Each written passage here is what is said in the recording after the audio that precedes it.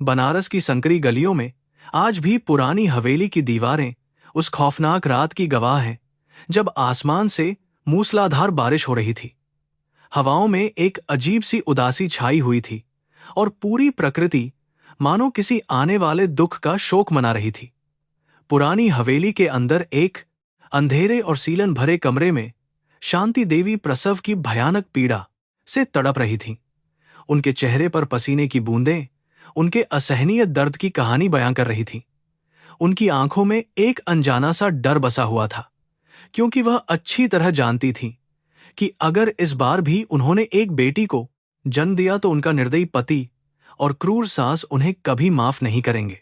परिवार में सिर्फ एक बेटे की चाहत थी जो वंश को आगे बढ़ा सके। कमरे के ठीक बाहर दालान में बैठी उनकी सास रुक्मिणी देवी के हाथ में पूजा की माला तेजी से घूम रही थी। उनके होंठ लगातार किसी मंत्र का जाप कर रहे थे, लेकिन उनके दिल में कोई दया या करुणा नहीं थी। उनकी लालची आंखों में सिर्फ एक पोते की तस्वीर थी जो उनके परिवार की धन दौलत का वारिस बन सके। वह बार बार भगवान से प्रार्थना कर रही थीं कि इस बार उनके घर में किसी मनहूस लड़की की किलकारी न गूंजे। रुक्मिणी देवी का मानना था कि बेटियां सिर्फ बोझ होती हैं और उन्हें पालना दूसरों के खेत में पानी देने जैसा है। उनकी कठोर सोच ने इस घर के माहौल को हमेशा के लिए एक दमघोंटू जेल में बदल दिया था, जहां किसी महिला की कोई कद्र नहीं थी। शांति का पति रमेश भी चिंता में डूबा हुआ दालान के एक कोने से दूसरे कोने तक चक्कर लगा रहा था। उसके माथे पर गहरी लकीरें खिंची हुई थीं और वह बार बार अपनी घड़ी की तरफ देख रहा था। रमेश एक लालची और स्वार्थी इंसान था, जिसके लिए समाज में उसकी झूठी इज्जत और पैसा ही सब कुछ था। वह पिछले कई महीनों से अपने दोस्तों के सामने डींगे हाँक रहा था कि इस बार उसके घर में एक कुलदीपक जन्म लेगा। उसे डर था कि अगर लड़की पैदा हुई तो समाज में उसकी नाक कट जाएगी और उसे भविष्य में भारी दहेज का इंतजाम करना पड़ेगा।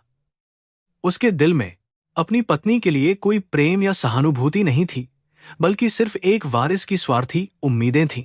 अचानक उस अंधेरे कमरे से एक नवजात शिशु के रोने की तेज आवाज आई, जिसने हवेली के सन्नाटे को चीर दिया। लेकिन यह खुशी की आवाज नहीं थी, बल्कि यह एक ऐसी गूंज थी जिसने बाहर खड़े लोगों के चेहरों का रंग उड़ा दिया। कमरे का पुराना लकड़ी का दरवाजा धीरे से खुला और गांव की बूढ़ी दाई बाहर निकली। उसका चेहरा झुका हुआ था और उसकी आंखों में एक गहरी निराशा और डर साफ दिखाई दे रहा था। रुक्मिणी देवी ने झपटकर दाई का हाथ पकड़ा और अपनी कर्कश आवाज में पूछा कि क्या हुआ है।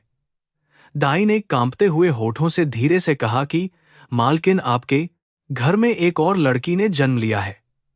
यह सुनते ही हवेली में जैसे मौत का सन्नाटा छा गया। लड़की पैदा होने की खबर सुनते ही रुक्मिणी देवी ने गुस्से में अपने हाथ की माला जमीन पर फेंक दी।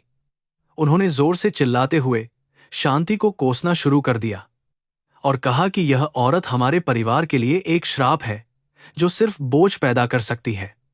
रमेश का चेहरा गुस्से से लाल हो गया और उसने जोर से एक बर्तन दीवार पर धे मारा। उसने अपनी पत्नी को गालियां देना शुरू कर दिया और कहा कि वह इस मनहूस बच्ची का मुंह कभी नहीं देखेगा। उन्होंने दाई को बिना पैसे दिए घर से धक्के मारकर बाहर निकाल दिया। उस रात उस हवेली में किसी ने फेफ कर दी है लेकर अखबार कर दी भी नवजात बच्ची के जन्म की खुशी नहीं मनाई, बल्कि ऐसा लग रहा था जैसे किसी की मौत पर मातम मनाया जा रहा हो। अंदर कमरे में शांति अपनी नवजात बच्ची को सीने से लगाए फूट फूट कर रो रही थी। वह जानती थी कि इस बेरहम दुनिया में इस मासूम का क्या भविष्य होने वाला है।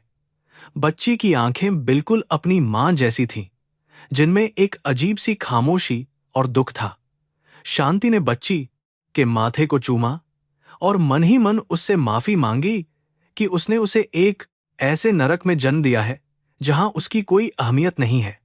बाहर से आती गालियों और तानों की आवाजें शांति के कलेजे को चीर रही थीं, लेकिन वह कुछ नहीं कर सकती थी। उसने बच्ची को अपनी पुरानी और फटी हुई साड़ी के पल्लू में लपेट लिया ताकि उसे थोड़ी सी गर्माहट मिल सके, लेकिन उसकी अपनी रूह ठंड से कांप रही थी। अगले कई दिनों तक उस घर में बच्ची का नामकरण करने के लिए कोई पंडित नहीं बुलाया गया और न ही कोई जश्न हुआ। शांति ने ही अपनी आंसुओं से भीगी आंखों से अपनी बेटी का नाम गंगा रखा। उसने सोचा था कि पवित्र नदी गंगा की तरह शायद उसकी बेटी भी इस परिवार के सारे पापों को धो देगी और एक दिन उन्हें मोक्ष दिलाएगी। लेकिन वह नहीं जानती थी कि उसकी इस गंगा को जीवन भर सिर्फ आंसुओं का खारा पानी ही नसीब होने वाला है। गंगा का बचपन किसी खूबसूरत सपने की तरह नहीं, बल्कि एक भयानक दुःस्वप्न की तरह शुरू हुआ था। उसे जन्म लेते ही अपनी दादी और पिता की नफरत की आग में झोंक दिया गया था, जिसका कोई अंत नहीं था। जैसे जैसे दिन बीतते गए, गंगा के लिए हालात और भी ज्यादा बदतर होते चले गए। रुक्मिणी देवी ने शांति को ठीक से खाना देना भी बंद कर दिया था, जिससे शांति का दूध सूखने लगा और नन्ही गंगा भूख से तड़पती रहती थी। जब भी गंगा रोती तो उसकी दादी उसे और भी ज्यादा गालियां देती और उसे चुप कराने के लिए कोई भी आगे नहीं आता था। शांति दिन भर घर के सारे भारी काम करती और रात को अपनी भूखी बच्ची को सीने से लगाकर रोती रहती। ये कर्मों का ही कोई क्रूर खेल था कि एक मासूम बच्ची को बिना किसी गलती के इतनी भयानक सजा मिल रही थी। हवेली की ऊंची दीवारें उस बच्ची की चीखों को बाहर की दुनिया तक पहुंचने से रोक रही थीं। रमेश का व्यवहार अब एक जानवर से भी बदतर हो गया था और वह हर छोटी बात पर शांति को बेतहाशा पीटता था। शराब के नशे में धुत होकर वह अक्सर रात को देर से घर लौटता और अपनी सारी निराशा का गुस्सा अपनी बेबस पत्नी पर निकालता। शांति चुपचाप सारे अत्याचार सहती रहती, क्योंकि भारतीय समाज में एक औरत के लिए अपने पति का घर छोड़कर जाना सबसे बड़ा पाप माना जाता है। उसने अपनी नियति को स्वीकार कर लिया था और सोचती थी कि शायद पिछले जन्म में उसने ही कोई बहुत बड़ा पाप किया होगा, जिसकी सजा उसे आज मिल रही है। लेकिन जब भी वह गंगा की मासूम आंखों में देखती तो उसका मातृत्व उसे जीने की एक नई ताकत और हिम्मत दे देता था। समाज के ठेकेदार और आस पड़ोस के लोग भी इस परिवार की कहानी मजे ले लेकर एक दूसरे को सुनाते थे। कोई भी उस मासूम गंगा और उसकी दुखी मां की मदद के लिए आगे नहीं आता था। अमीर और संभ्रांत दिखने वाले लोग भी अपनी झूठी शान में मस्त थे और गरीबों या मजलूमों के दर्द से उन्हें कोई मतलब नहीं था। यह उस समाज की एक कड़वी सच्चाई थी, जहां पैसे और ताकत के सामने इंसानियत और करुणा दम तोड़ चुकी थी। शांति अक्सर भगवान से पूछती थी कि आखिर न्याय कहाँ है और इस अन्याय का अंत कब होगा। उसे विश्वास था कि कर्मों का फल एक न एक दिन सबको मिलता है और भगवान की लाठी में कभी आवाज नहीं होती, लेकिन उसका प्रहार बहुत भयानक होता है। गंगा धीरे धीरे बड़ी हो रही थी और अब वह घुटनों के बल चलना सीख गई थी। लेकिन उसके पहले कदम पर ताली बजाने वाला या खुशी से उसे गले लगाने वाला उस घर में कोई नहीं था। उसने अपनी मां को हमेशा रोते और काम करते हुए ही देखा था, इसलिए उसने भी शायद बहुत कम उम्र में ही मुस्कुराना भूल गई थी। उसकी आंखें हमेशा डरी सी रहती थीं और वह घर के एक अंधेरे कोने में चुपचाप बैठी रहती थी। जब रमेश या रुक्मिणी देवी उसके पास से गुजरते तो वह डरकर और भी ज्यादा सिकुड़ जाती थी। एक बच्चे का जो मासूम बचपन होता है, वह गंगा से जन्म लेते ही बेरहमी से छीन लिया गया था और उसकी जगह उसे सिर्फ खौफ मिला था। एक दिन भारी बारिश के बीच शांति अपनी बेटी को गोद में उठाकर पास बहने वाली नदी के किनारे गई। वहां उसने बहते हुए पानी को देखकर अपने मन की सारी पीड़ा को बाहर निकालने की कोशिश की। उसने नदी से प्रार्थना की कि वह उसकी बेटी को इस दुख भरे जीवन से लड़ने की ताकत दे। पानी की लहरें शांति के पैरों को छू रही थीं, जैसे वे उसके दर्द को महसूस कर रही हों और उसे सांत्वना दे रही हों। उसने अपनी आंसुओं से भरी आंखों को आसमान की तरफ उठाया और कर्म के उस अदृश्य देवता से अपनी मासूम बच्ची के लिए रहम की भीख मांगी। उसे एहसास हो रहा था कि यह तो बस एक शुरुआत है और आगे का सफर और भी ज्यादा मुश्किल होने वाला है। शांति को अक्सर उस दिन की याद आती थी जब वह पहली बार दुल्हन बनकर इस पुरानी हवेली में आई थी। तब उसके मन में अनगिनत सुनहरे सपने थे और उसने एक खुशहाल वैवाहिक जीवन की कल्पना की थी। लेकिन जैसे ही उसे पता चला कि उसके मायके से आया हुआ दहेज रमेश और रुक्मिणी की लालची उम्मीदों से बहुत कम था, उसके सारे सपने चकनाचूर हो गए। उस दिन के बाद से ही उसे इस घर में एक नौकरानी से भी बदतर समझा जाने लगा और उसे हर दिन शारीरिक और मानसिक प्रताड़ना का शिकार होना पड़ा। समाज की नजरों में यह एक बहुत ही प्रतिष्ठित और संभ्रांत परिवार था, लेकिन घर की चार दीवारी के पीछे यह एक भयानक और क्रूर यातना शिविर से कम नहीं था। गंगा जब थोड़ी और बड़ी हुई तो उसे घर के छोटे मोटे कामों में लगा दिया गया। उसके छोटे छोटे हाथों में खेलने के लिए खिलौने नहीं, बल्कि बर्तन धोने का साबुन और झाड़ू पकड़ा दिया गया। सर्दी के कड़कड़ाते मौसम में भी उसे ठंडे पानी से कपड़े धोने पड़ते थे, जिससे उसकी उंगलियां सूजकर नीली पड़ जाती थीं। लेकिन अगर वह काम करने में थोड़ी सी भी गलती करती तो रुक्मिणी देवी की छड़ी उसकी पीठ पर बेरहमी से बरस पड़ती थी। शांति दूर से अपनी बेटी को पिटता हुआ देखकर खून के आंसू रोती थी, लेकिन वह अपने पति और सास के सामने एक शब्द भी बोलने की हिम्मत नहीं जुटा पाती थी।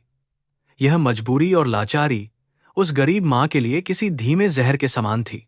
उसी मोहल्ले में एक बहुत ही अमीर और रसूखदार परिवार भी रहता था, जिनकी हवेली बिल्कुल एक महल जैसी थी। उस परिवार की बेटी भी बिल्कुल गंगा की ही उम्र की थी, लेकिन उसका जीवन एक राजकुमारी जैसा था। वह सुंदर और महंगे कपड़े पहनती थी और उसके पास खेलने के लिए अनगिनत विदेशी खिलौने थे। जब गंगा कभी बाहर गली में उस बच्ची को हंसते और खेलते हुए देखती तो उसकी आंखों में एक गहरी उदासी छा जाती थी। वह समझ नहीं पाती थी कि भगवान ने इंसान और इंसान के बीच इतना बड़ा और क्रूर भेदभाव क्यों बनाया है। यह सामाजिक और आर्थिक असमानता भारतीय समाज की वह कड़वी सच्चाई थी, जिसने न जाने कितनी गंगाओं के बचपन को हमेशा के लिए एक गहरे अंधकार में धकेल दिया था।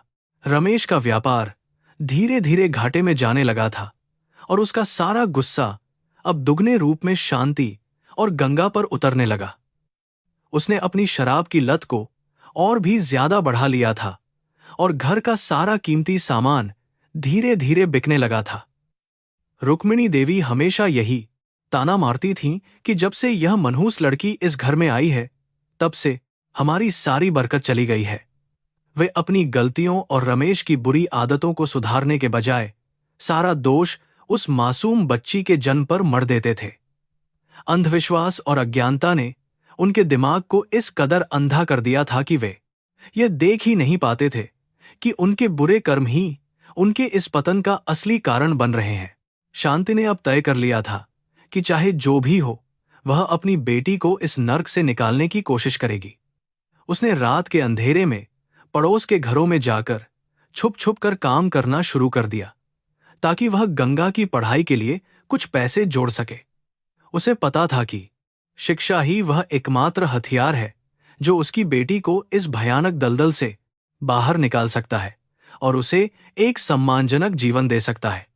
शांति का यह संघर्ष बहुत कठिन था, क्योंकि अगर रमेश या रुक्मिणी को इस बात की भनक भी लग जाती तो वे शायद शांति को जान से मार डालते। लेकिन एक मांग की एनेंस तो कहां और बाहर दूसतरक में ममता और उसकी असीम हिम्मत दुनिया की किसी भी बड़ी से बड़ी ताकत को हरा सकती है। जैसे जैसे रात गहरी होती, शांति अपने काम से थकी हारी लौटती और अपनी सोती हुई बेटी के माथे को सहलाती। उसके खुरदरे हाथों का स्पर्श गंगा को एक अजीब सा सुकून देता था और वह नींद में ही मुस्कुरा देती थी। यह मुस्कान शांति के लिए दुनिया का सबसे बड़ा खजाना थी, जो उसके सारे दिन की थकान और दर्द को पल भर में दूर कर देती थी। वह भगवान शिव की मूर्ति के सामने हाथ जोड़कर खड़ी हो जाती और अपने सारे पुण्य अपनी बेटी के नाम कर देती। शांति को विश्वास था कि उसके यह निस्वार्थ कर्म व्यर्थ नहीं जाएंगे और एक दिन ऐसा जरूर आएगा जब भगवान के दरबार में न्याय होगा। यही उम्मीद उसे हर रोज इस क्रूर दुनिया का सामना करने की ताकत देती थी। समय अपनी रफ्तार से आगे बढ़ता रहा और गंगा अब 7 साल की हो चुकी थी। शांति ने रात दिन मेहनत करके कुछ पैसे बचाए थे ताकि वह अपनी बेटी को पढ़ा सके। उसने मोहल्ले के एक पुराने सरकारी स्कूल में गंगा का दाखिला करवा दिया था। यह बात रमेश और रुक्मिणी देवी से पूरी तरह छुपाकर रखी गई थी। हर सुबह जब रमेश सो रहा होता, शांति गंगा को पिछले दरवाजे से स्कूल के लिए विदा कर देती थी। गंगा के लिए स्कूल जाना किसी सपने के सच होने जैसा था, जहां उसे गालियों की जगह शिक्षा मिलती थी। स्कूल में गंगा एक पुरानी और फटी हुई यूनिफॉर्म पहनकर जाती थी, जिसे उसकी मां ने किसी तरह सिलकर ठीक किया था। कक्षा के बाकी बच्चे अच्छे परिवारों से आते थे और वे गंगा का मजाक उड़ाते थे। उसके जूतों में छेद थे और उसके पास नई किताबें खरीदने के लिए पैसे नहीं थे। लेकिन गंगा की आंखों में एक अद्भुत चमक थी जो उन अमीर बच्चों के पास नहीं थी। वह हर विषय को बहुत ध्यान से पढ़ती थी और हमेशा कक्षा में सबसे अच्छे अंक लाती थी। गरीबी ने उसे उम्र से पहले ही समझदार बना दिया था। अध्यापक भी गंगा की लगन देखकर हैरान रहते थे। वह स्कूल की पुरानी लाइब्रेरी में बैठकर घंटों किताबें पढ़ती रहती थी। उसे कहानियों में एक ऐसी दुनिया मिलती थी जहां कोई भेदभाव या दुख नहीं था। घर लौटने पर उसे फिर से वही बर्तन और झाड़ू संभालने पड़ते थे, लेकिन अब उसके मन में एक उम्मीद जाग चुकी थी। शिक्षा ने उसे यह सिखा दिया था कि उसकी नियति केवल दुख सहना नहीं है।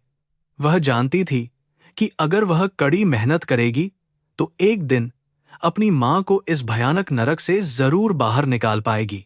दूसरी तरफ रमेश का व्यापार पूरी तरह से डूब चुका था। उसकी शराब की लत ने घर का बचा खुचा पैसा भी खत्म कर दिया था। अब वह कर्जदारों से बचने के लिए दिन भर घर से बाहर गायब रहता था। रुक्मिणी देवी की तबीयत भी अब खराब रहने लगी थी, लेकिन उनका कड़वा स्वभाव जरा भी नहीं बदला था। वे अपनी बीमारी का सारा दोष हमेशा की तरह शांति और गंगा के मनहूस जन पर मढ़ती रहती थीं। हवेली की शानो शौकत अब एक खंडहर जैसी हो गई थी, जिसकी दीवारें भी उनके पापों के बोझ से कांप रही थीं। शांति का स्वास्थ्य भी लगातार गिरने लगा था।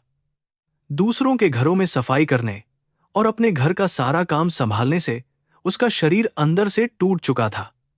उसे अक्सर चक्कर आते थे और हल्का बुखार रहता था, लेकिन उसने कभी किसी से कोई शिकायत नहीं की। वह जानती थी कि अगर वह बीमार पड़ गई तो गंगा का सपना बीच में ही टूट जाएगा। रात के समय जब उसके पैरों में असहनीय दर्द होता तो वह चुपचाप रो लेती थी, लेकिन अगले ही पल वह अपनी बेटी के भविष्य के बारे में सोचकर दोबारा खड़ी हो जाती थी। कर्म का पहिया हमेशा घूमता है और किसी को भी माफ नहीं करता। रमेश ने जिन सूदखोरों से पैसा लिया था वे बहुत खतरनाक लोग थे। एक दिन वे हवेली में घुस आए और रमेश को बुरी तरह पीटने लगे। रुक्मिणी अपने बेटे को पिटता देख चिल्लाने लगी, लेकिन किसी भी पड़ोसी ने उनकी मदद करने की जहमत नहीं उठाई। शांति ने डरते हुए उन्हें रोकने की कोशिश की तो एक गुंडे ने उसे भी धक्का दे दिया, जिससे उसके माथे पर गहरी चोट लग गई। खून बहने लगा, लेकिन रमेश के दिल में फिर भी कोई दया नहीं आई। उस रात गंगा एक कोने में छिपकर सब कुछ देख रही थी और उसका छोटा सा दिल डर से तेजी से धड़क रहा था। जब सारे गुंडे चले गए तो वह दौड़कर अपनी मां के पास आई और अपने आंसुओं से उसका खून साफ करने लगी। शांति ने मुस्कुराते हुए अपनी बेटी को गले लगा लिया और उसे दिलासा दिया कि सब ठीक हो जाएगा। उस छोटी सी उम्र में गंगा को यह समझ में आ गया था कि यह दुनिया बहुत जालिम है और यहां कमजोर लोगों के लिए कोई जगह नहीं है। उसे मजबूत बनना ही होगा। रमेश को चेतावनी मिल चुकी थी कि अगर उसने 1 महीने में कर्ज नहीं चुकाया तो वे हवेली पर कब्जा कर लेंगे। यह सुनकर रुक्मिणी के पैरों तले जमीन खिसक गई, क्योंकि यह हवेली ही उनका एकमात्र अभिमान था। अगले दिन से रमेश ने घर का बचा हुआ सामान भी बेचना शुरू कर दिया। शांति के गहने तो वह पहले ही बेच चुका था। अब बारी उन पुराने बर्तनों की थी जो शांति को दहेज में मिले थे। शांति चुपचाप अपने स्वाभिमान को नीलाम होते देख रही थी, क्योंकि वह बेबस और लाचार थी। समाज का यह कैसा न्याय था। इस बीच गंगा की स्कूल की परीक्षाएं आ गई थीं और उसे परीक्षा की फीस भरनी थी। शांति के पास अब एक भी रुपया नहीं बचा था, क्योंकि रमेश ने सारे पैसे छीन लिए थे। शांति बहुत परेशान थी कि कैसे अपनी बेटी की परीक्षा की फीस का इंतजाम करे। उसने अपने पास का दीज कान स्कैरकोग इसी एक कान करता है मोहल्ले के उसी अमीर परिवार के यहाँ जाकर मदद मांगने का फैसला किया, जहां की बच्ची गंगा की उम्र की थी। शांति ने बहुत हिम्मत करके उस हवेली का दरवाजा खटखटाया, लेकिन वहां उसे जो अपमान सहना पड़ा, उसने उसकी आत्मा को झकझोर कर रख दिया। अमीर सेठानी ने शांति की बात सुनकर हिकारत भरी नजरों से उसे देखा और कहा कि नौकरों की बेटियां पढ़ लिखकर कलेक्टर नहीं बन सकती। उन्होंने शांति को कुछ पैसे देने से साफ इनकार कर दिया और उसे भिखारी कहकर घर से बाहर निकाल दिया। समाज का ये क्रूर चेहरा उस गरीब मां के लिए किसी तमाचे से कम नहीं था। भारत में जाति और पैसे के आधार पर होने वाला यह भेदभाव बहुत पुराना है और शांति उसी भेदभाव का शिकार हो रही थी। रोते हुए शांति वापस लौटी, लेकिन उसने हार नहीं मानी थी और उसे रास्ता निकालना था। घर लौटते ही शांति को एक भयानक सच्चाई का सामना करना पड़ा।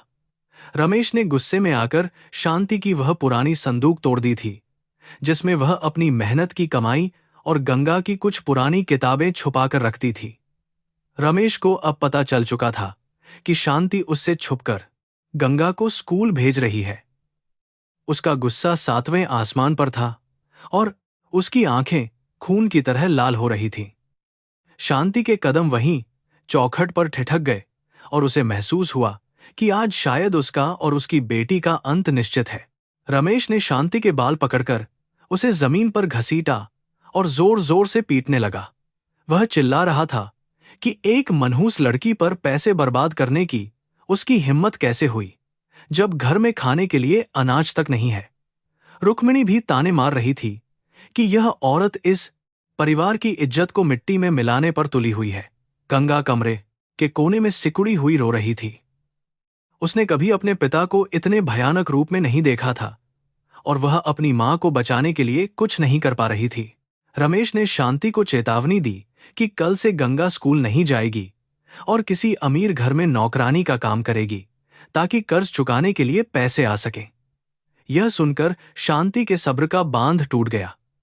उसने पहली बार अपने पति की आंखों में आंखें डालकर विरोध किया। उसने साफ कह दिया कि उसकी बेटी नौकरानी नहीं बनेगी, बल्कि पढ़ाई करके एक बड़ा इंसान बनेगी। रमेश इस अचानक हुए विरोध से स्तब्ध रह गया, क्योंकि उसने कभी शांति को पलटकर जवाब देते हुए नहीं देखा था। शांति की यह बगावत रुक्मिणी को बर्दाश्त नहीं हुई और उसने रमेश को उकसाते हुए कहा कि आज इस औरत को ऐसा सबक सिखाओ कि यह जीवन भर याद रखे। रमेश ने अपना चमड़े का पट्टा निकाला और शांति पर बेरहमी से बरसाने लगा। शांति दर्द से कराह रही थी, लेकिन उसके मुंह से अपनी बेटी के लिए एक भी शब्द कम नहीं हुआ। उसने सोच लिया था कि चाहे उसकी जान ही क्यों न चली जाए, लेकिन वह गंगा के भविष्य को इस अंधेरे कुएं में नहीं धकेलने देगी। एक मां का प्यार हर डर से बड़ा होता है। उसी रात भारी बारिश शुरू हो गई। आसमान में चमकती बिजली शांति के मन के अंदर चल रहे तूफान की तरह थी। जब रमेश थक कर सो गया और रुक्मिणी भी अपने कमरे में खर्राटे लेने लगी, तब शांति खून से लथपथ उठी। उसने गंगा का छोटा सा हाथ पकड़ा और बिना कोई सामान लिए उस मनहूस हवेली से बाहर निकल गई। वह जानती थी कि बाहर की दुनिया बहुत खतरनाक है, लेकिन इस घर में रहना मौत से भी बदतर था। रात के घूप अंधेरे में दोनों मां बेटी ने अपने नए संघर्ष की ओर कदम बढ़ा दिए। ठंडी हवाएं उनके शरीर को चीर रही थीं, लेकिन शांति के दिल में अब एक अलग ही तरह की आग जल रही थी।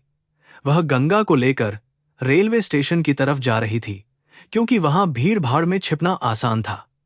रास्ते में कीचड़ और पानी भरा हुआ था, जिससे गंगा बार बार फिसल रही थी, लेकिन शांति ने उसका हाथ नहीं छोड़ा।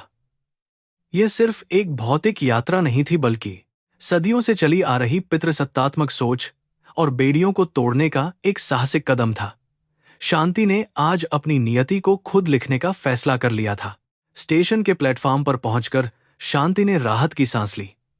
वहां कई गरीब परिवार पहले से ही अपनी चादरें बिछाए सो रहे थे। यह दुनिया उस हवेली से बिल्कुल अलग थी। यहां न तो कोई झूठा अभिमान था और न ही किसी को नीचा दिखाने की होड़।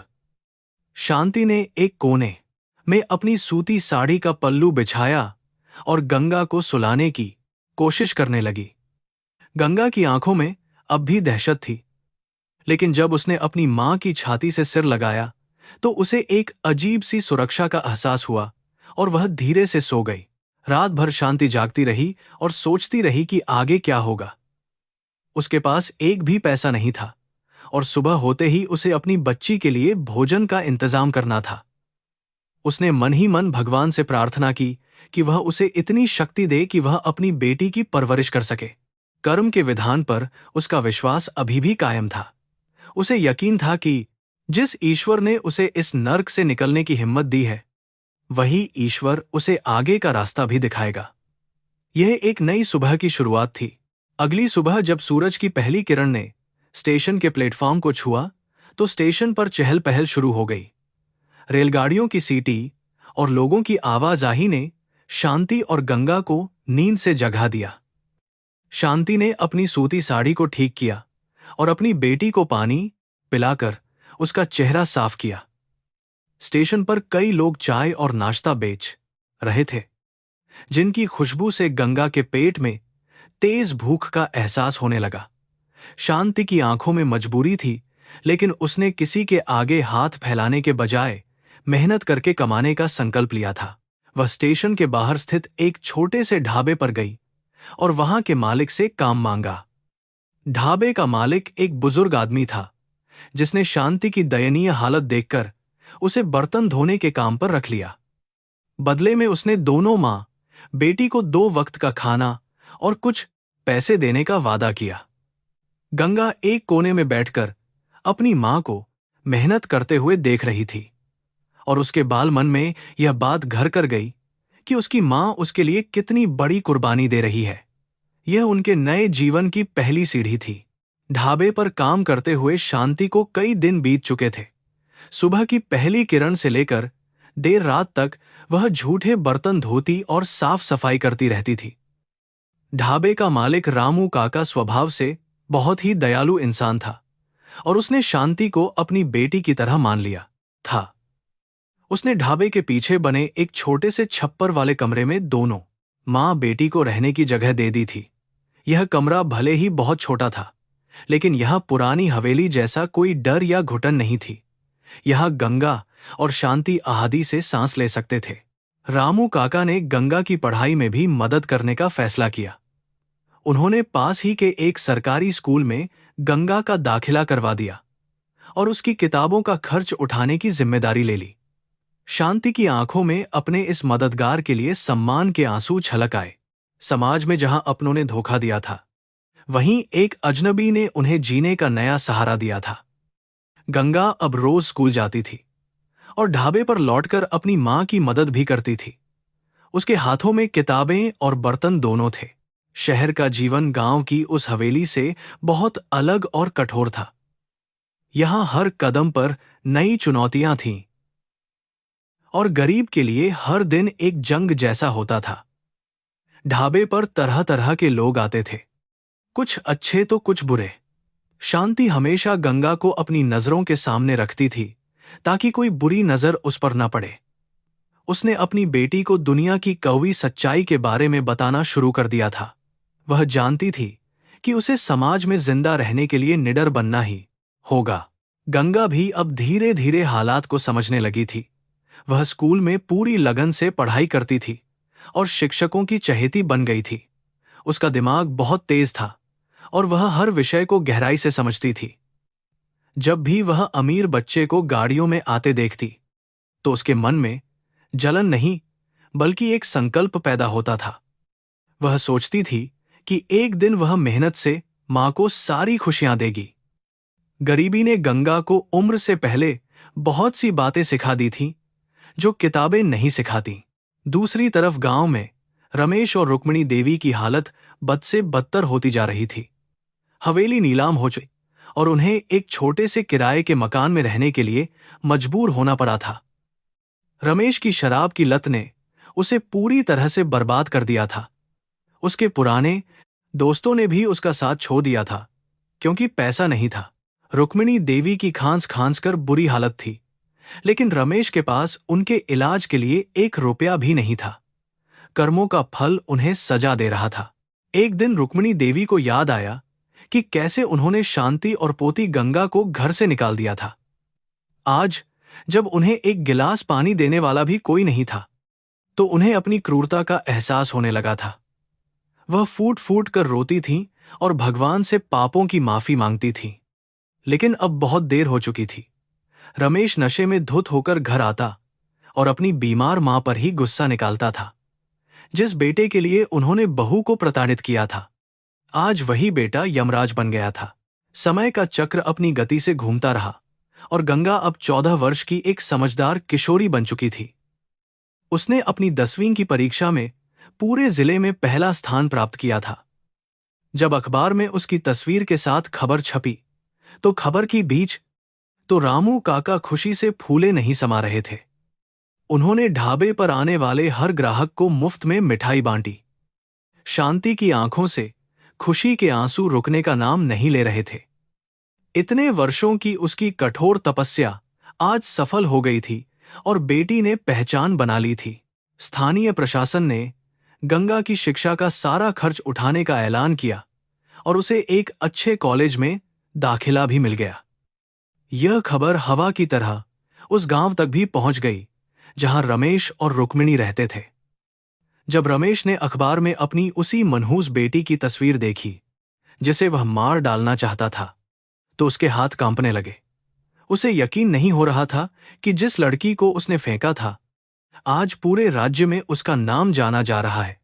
यह कर्मों का एक बहुत बड़ा और कमवा तमाचा था। कॉलेज का नया सफर गंगा के लिए बिल्कुल भी आसान नहीं था। वहां के ज्यादातर छात्र बहुत अमीर परिवारों से ताल्लुक रखते थे और उनके बीच गंगा खुद को बहुत अकेला महसूस करती थी। उसके सीधे साधे कपड़े और देहाती लहजा अक्सर मजाक का विषय बन जाता था। कुछ घमंडी लड़कियां उसे नीचा दिखाने का कोई मौका नहीं छोड़ती थीं, लेकिन गंगा ने इन सब बातों पर ध्यान देने के बजाय अपनी किताबों में ही ध्यान लगाया। वह जानती थी कि उसकी असली ताकत उसकी कड़ी मेहनत और शिक्षा ही है। गंगा की मेहनत रंग लाने लगी और वह जल्द ही प्रोफेसरों की सबसे प्रिय छात्रा बन गई। उसकी तर्कशक्ति और समाज को देखने का नजरिया बहुत ही अलग था। उसने कानून की पढ़ाई करने का फैसला किया था क्योंकि वह समाज में फैली असमानता और अन्याय के खिलाफ लड़ना चाहती थी। बचपन में उसने मां पर जो अत्याचार देखे थे, वे अब भी ताजा थे। वह उन शोषित महिलाओं की आवाज बनना चाहती थी जो समाज के डर से चुपचाप सहन कर लेती हैं। उसकी मंजिल अब साफ थी। शांति अभी भी ढाबे पर काम करती थी क्योंकि वह रामू काका का एहसान कभी भूलना नहीं चाहती थी। हालांकि अब गंगा को मिलने वाली छात्रवृत्ति से उनके हालात थोड़े सुधर गए थे, लेकिन शांति ने मेहनत करना नहीं छोड़ा था। एक दिन अचानक काम करते हुए शांति बेहोश होकर गिर पड़ी। रामू काका घबरा गए और तुरंत उसे पास के अस्पताल में ले गए। डॉक्टर ने जांच के बाद बताया कि शांति को एक गंभीर बीमारी हो गई है और पोषण न मिलने से वह अंदर से खोखली हो चुकी है। यह खबर सुनकर गंगा के पैरों तले जमीन खिसक गई। वह कॉलेज से भागती हुई अस्पताल पहुंची और अपनी मां की हालत देखकर फूट फूट कर रोने लगी। शांति का चेहरा पीला पड़ चुका था और उसकी सांसें बहुत धीरे चल रही थीं। गंगा ने डॉक्टर से हाथ जोड़कर मिन्नतें कीं कि वे उसकी मां को बचा लें। डॉक्टर ने कहा कि इलाज के लिए काफी पैसों की जरूरत होगी, जो एक सरकारी अस्पताल में भी आसानी से उपलब्ध नहीं था। गंगा के सामने एक बार फिर गरीबी भयानक शक्ल लेकर खड़ी थी। रामू काका ने अपनी सारी जमा पूंजी शांति के इलाज के लिए दे दी, लेकिन वे पैसे भी कम पड़ रहे थे। गंगा ने दिन में कॉलेज जाना और रात में एक कारखाने में हिसाब किताब का काम करना शुरू कर दिया। उसे अपनी नींद और भूख की कोई परवाह नहीं थी। उसका एकमात्र लक्ष्य मां को बचाना था। वह मां के सिरहाने बैठकर घंटों बातें करती और विश्वास दिलाती कि सब कुछ ठीक हो जाएगा। शांति की कमजोर आंखें बेटी के संघर्ष को देखकर भर आती थीं। यह बहुत कठिन परीक्षा थी। धीरे धीरे शांति की हालत में सुधार होने लगा और दवाइयों का असर दिखने लगा।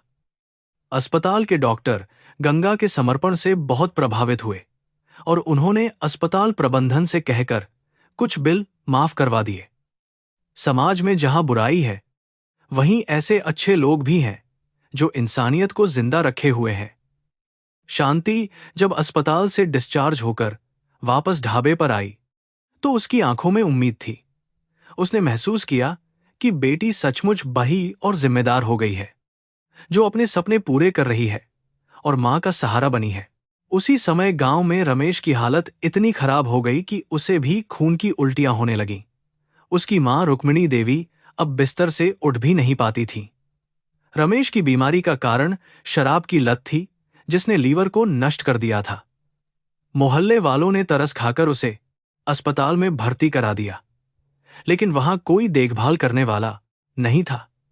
वह अस्पताल के बिस्तर पर पचा पचा पत्नी और बेटी को याद करता था, जिन्हें उसने बेरहमी से निकाल दिया था। उसे अब अपने किए पर भारी पछतावा हो रहा था। रुक्मिणी देवी को जब पता चला कि उनके बेटे के बचने की कोई उम्मीद नहीं है, तो वे सदमे में चली गईं। उन्होंने जीवन भर जिस बेटे और झूठी शान पर घमंड किया था, वह सब मिट्टी में मिल गया था।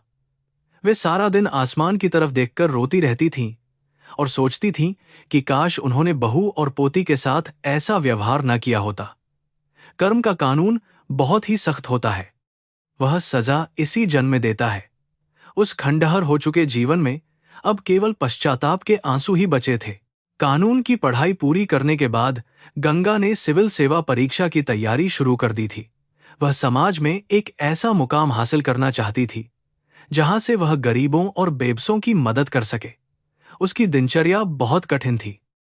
वह सुबह जल्दी उठकर पढ़ती, फिर काम पर जाती और रात को देर तक किताबों में डूबी रहती।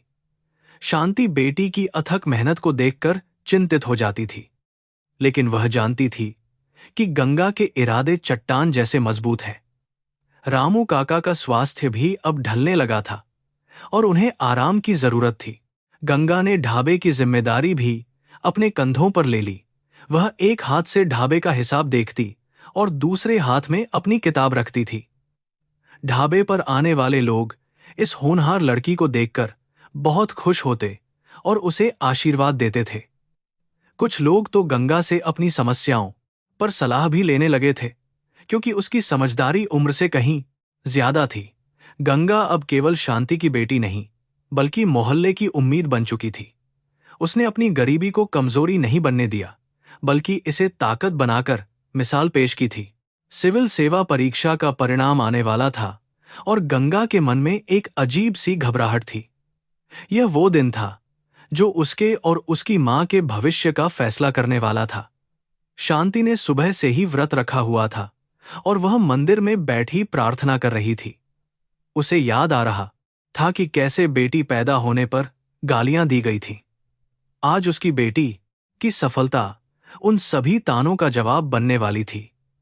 पूरे मोहल्ले के लोग परिणाम जानने के लिए उत्सुक थे और रामू काका भी बेचैन थे। शाम ढलते ही इंटरनेट पर परिणाम घोषित हो गया। गंगा का हाथ माउस पर कांप रहा था। उसने अपना रोल नंबर डाला और स्क्रीन पर जो देखा, उसे देखकर आंखों से आंसू छलक पड़े। उसने परीक्षा में पूरे देश में 6ठा स्थान प्राप्त किया था। वह दौड़कर मंदिर गई और मां के गले लगकर जोर जोर से रोने लगी। शांति को समझ नहीं आ रहा था कि वह क्या कहे। उसके आंसू गंगा के बालों को भिगो रहे थे। यह उन आंसुओं का बदला था जो बरसों पहले बहे थे। आज गंगा एक आईएएस अफसर बन गई थी। रामू काका की खुशी का तो कोई ठिकाना ही नहीं था। उन्होंने पूरे मोहल्ले में ढोल बजवा दिए और सबको मिठाइयां बांटने लगे। ढाबे पर आज काम बंद था और बस जश्न मनाया जा रहा था। लोगों की भीड़ गंगा को बधाई देने के लिए उमड़ पड़ी थी। जिन लोगों ने कभी शांति और गंगा को हीन भावना से देखा था, आज वही लोग उनके सामने सिर झुकाकर खड़े थे। यह समय का पहिया था जिसने मजबूर औरत और बेटी को समाज के सबसे ऊंचे पायदान पर लाकर खड़ा कर दिया था। यह प्रेरणा बन चुकी थी। अखबारों और न्यूज चैनलों पर गंगा की सफलता की खबरें छाई हुई थीं। हर जगह उसी गरीब लड़की की चर्चा हो रही थी, जिसने ढाबे पर काम करते हुए इतनी बड़ी परीक्षा पास की थी। जब यह खबर उस छोटे से अस्पताल में टीवी पर चली जहां रमेश भर्ती था, तो उसकी आंखें फटी की फटी रह गईं। अपनी बेटी को अफसर की वर्दी में देखकर उसका दिल जोर से धड़का और आंखों से पश्चाताप के आंसू बहने लगे। उसने कांपते हाथों से टीवी को छूने की कोशिश की, जैसे वह माफी मांगना चाहता हो।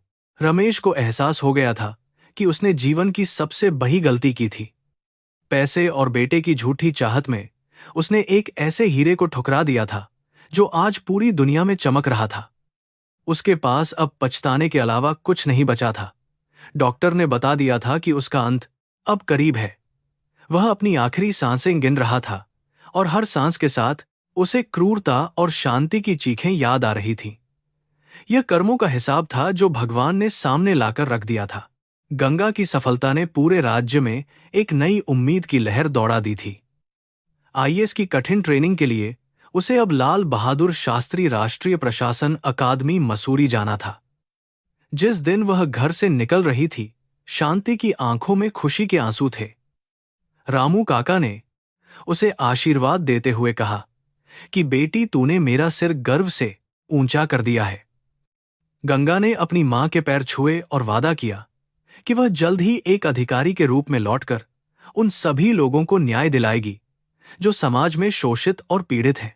मसूरी में ट्रेनिंग का समय गंगा के लिए बहुत ही चुनौतीपूर्ण और नया था। वहां उसे देश भर से आए हुए मेधावी युवाओं से मिलने का मौका मिला। हालांकि वह एक गरीब पृष्ठभूमि से आई थी, लेकिन उसके आत्मविश्वास और बुद्धिमत्ता के सामने सभी नतमस्तक थे। उसने प्रशासन, कानून और लोक सेवा के हर पहलू को बहुत ही बारीकी से सीखा। उसे अब समझ में आ रहा था कि एक अधिकारी के पास समाज को बदलने की कितनी बड़ी ताकत होती है। वह अपने हर लेक्चर में महिला सशक्तिकरण और गरीब बच्चों की शिक्षा के मुद्दों को उठाती थी। 1 साल की कड़ी ट्रेनिंग के बाद गंगा को अंततः वह दिन देखने को मिला जिसका उसे और उसकी मां को बेसब्री से इंतजार था। उसे अपने ही गृह जिले बनारस में सब डिविजनल मजिस्ट्रेट यानी एसडीएम के पद पर नियुक्ति मिल गई थी।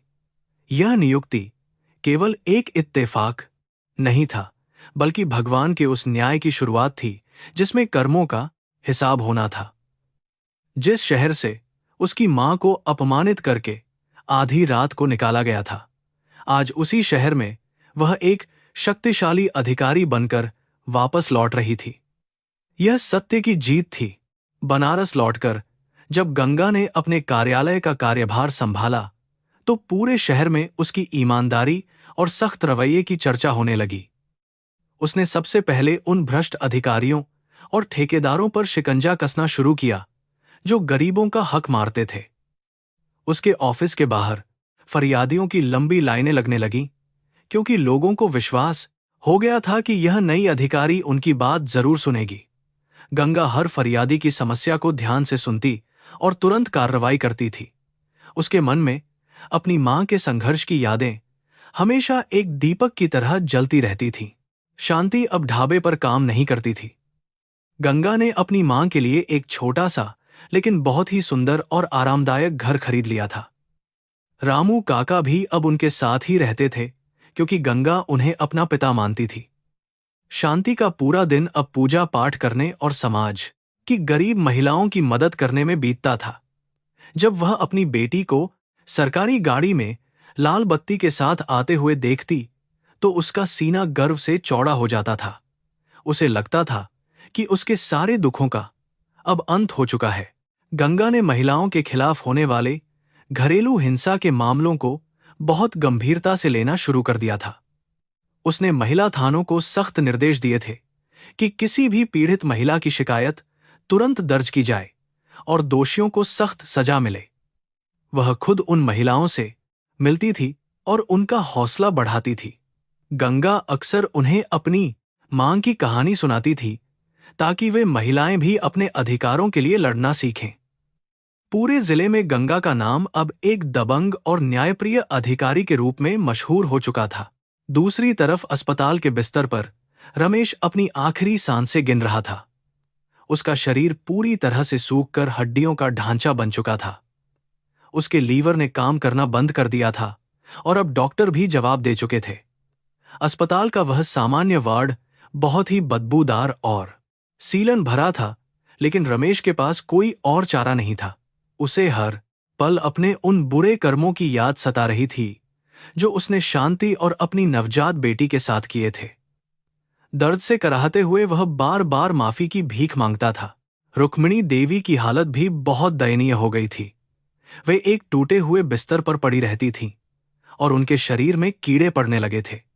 जिस मोहल्ले में उनका कभी बहुत दबदबा हुआ करता था, आज उसी मोहल्ले के लोग उन्हें एक गिलास पानी देने से भी कतराते थे।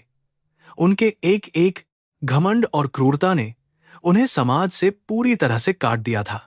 वे अपनी खिड़की से बाहर देखते हुए उस पुरानी हवेली की यादों में खो जाती थीं, जिसे उन्होंने अपनी मूर्खता और अहंकार के कारण हमेशा के लिए खो दिया था।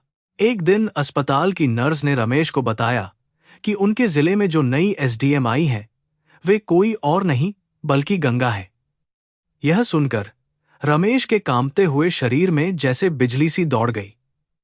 उसे विश्वास नहीं हो रहा था कि जिस बच्ची को उसने मरने के लिए छोड़ दिया था, आज वही बच्ची इस पूरे जिले की किस्मत लिख रही है। उसकी आंखों से आंसुओं की धार बह निकली। उसने नर्स से मिन्नतें की कि वह एक बार उसे उस अधिकारी से मिलवा दे ताकि वह अपने पापों की माफी मांग सके। नर्स ने रमेश की खराब हालत देखकर अस्पताल के अधीक्षक को यह बात बताई। अधीक्षक ने सोचा कि शायद अधिकारी से मिलना इस मरते हुए इंसान की आखिरी इच्छा है। उन्होंने गंगा के कार्यालय में फोन किया और बताया कि एक मरीज अपनी आखिरी सांसें गिन रहा है और वह उससे मिलना चाहता है। गंगा उस समय एक बहुत ही महत्वपूर्ण बैठक में व्यस्त थी।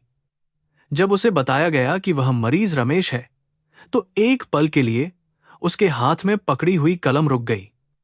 उसके दिल में एक अजीब सी हलचल पैदा हो गई। गंगा के दिमाग में अचानक अपने बचपन की वो सारी खौफनाक यादें ताजा हो गईं, जब उसके पिता ने उसकी मां को बेरहमी से पीटा था।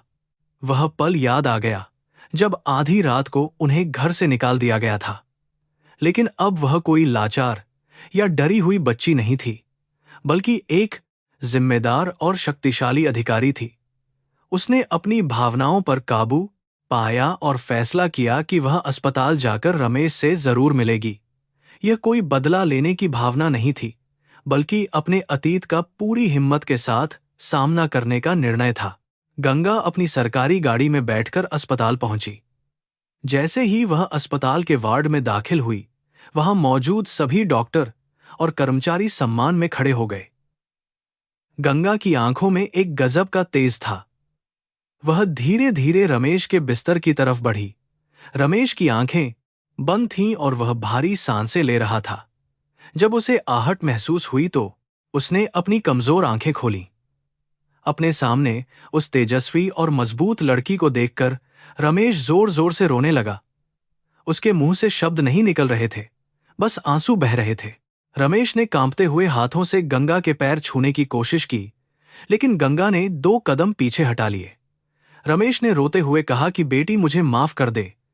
मैंने तेरे और तेरी मां के साथ बहुत बड़ा पाप किया है। भगवान ने मुझे मेरे कर्मों की बहुत भयानक सजा दी है। मैं नरक की आग में जल रहा हूं। गंगा का चेहरा बिल्कुल भावहीन था। उसने बहुत ही शांत लेकिन दृढ़ आवाज में कहा कि आप मुझे बेटी मत कहिए, क्योंकि आपने कभी एक पिता होने का कोई भी फर्ज नहीं निभाया है। गंगा ने आगे कहा कि मैं यहां आपको माफ करने नहीं आई हूं, क्योंकि जो अपराध आपने मेरी मां के साथ किया है, उसकी माफी इस दुनिया में तो क्या भगवान के दरबार में भी नहीं मिल सकती। आपने एक औरत की गरिमा और एक बच्ची के बचपन को पैरों तले रौंदा था।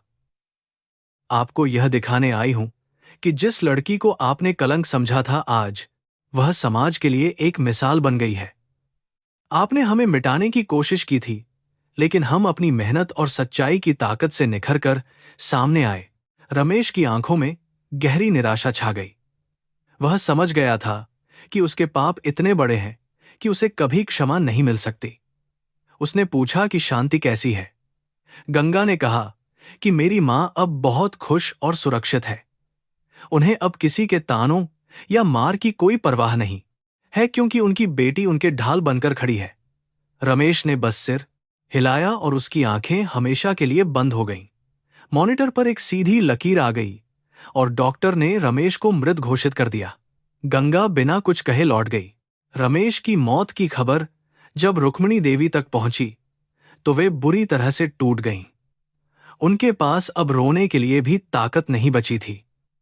उन्होंने जिस झूठे अभिमान के लिए अपना सब कुछ दांव पर लगा दिया था, आज उसी ने उन्हें एक लावारिस मौत के मुहाने पर लाकर खड़ा कर दिया था।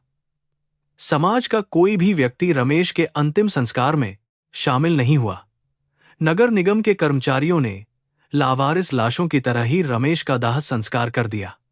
यह उस इंसान का अंत था जिसने इंसानियत को भुला दिया था। गंगा के मन में पिता की मौत से कोई दुख या खुशी नहीं थी। उसने इस घटना को जीवन के एक अध्याय के रूप में लिया जो अब खत्म हो चुका था। उसने अपना पूरा ध्यान अपने काम और समाज सेवा में लगा दिया। उसने जिले में कई नए स्कूल खुलवाए जहां गरीब बच्चों को मुफ्त शिक्षा मिल सके। इसके साथ ही उसने महिलाओं के लिए रोजगार के कई अवसर पैदा किए ताकि वे आर्थिक रूप से आत्मनिर्भर बन सकें।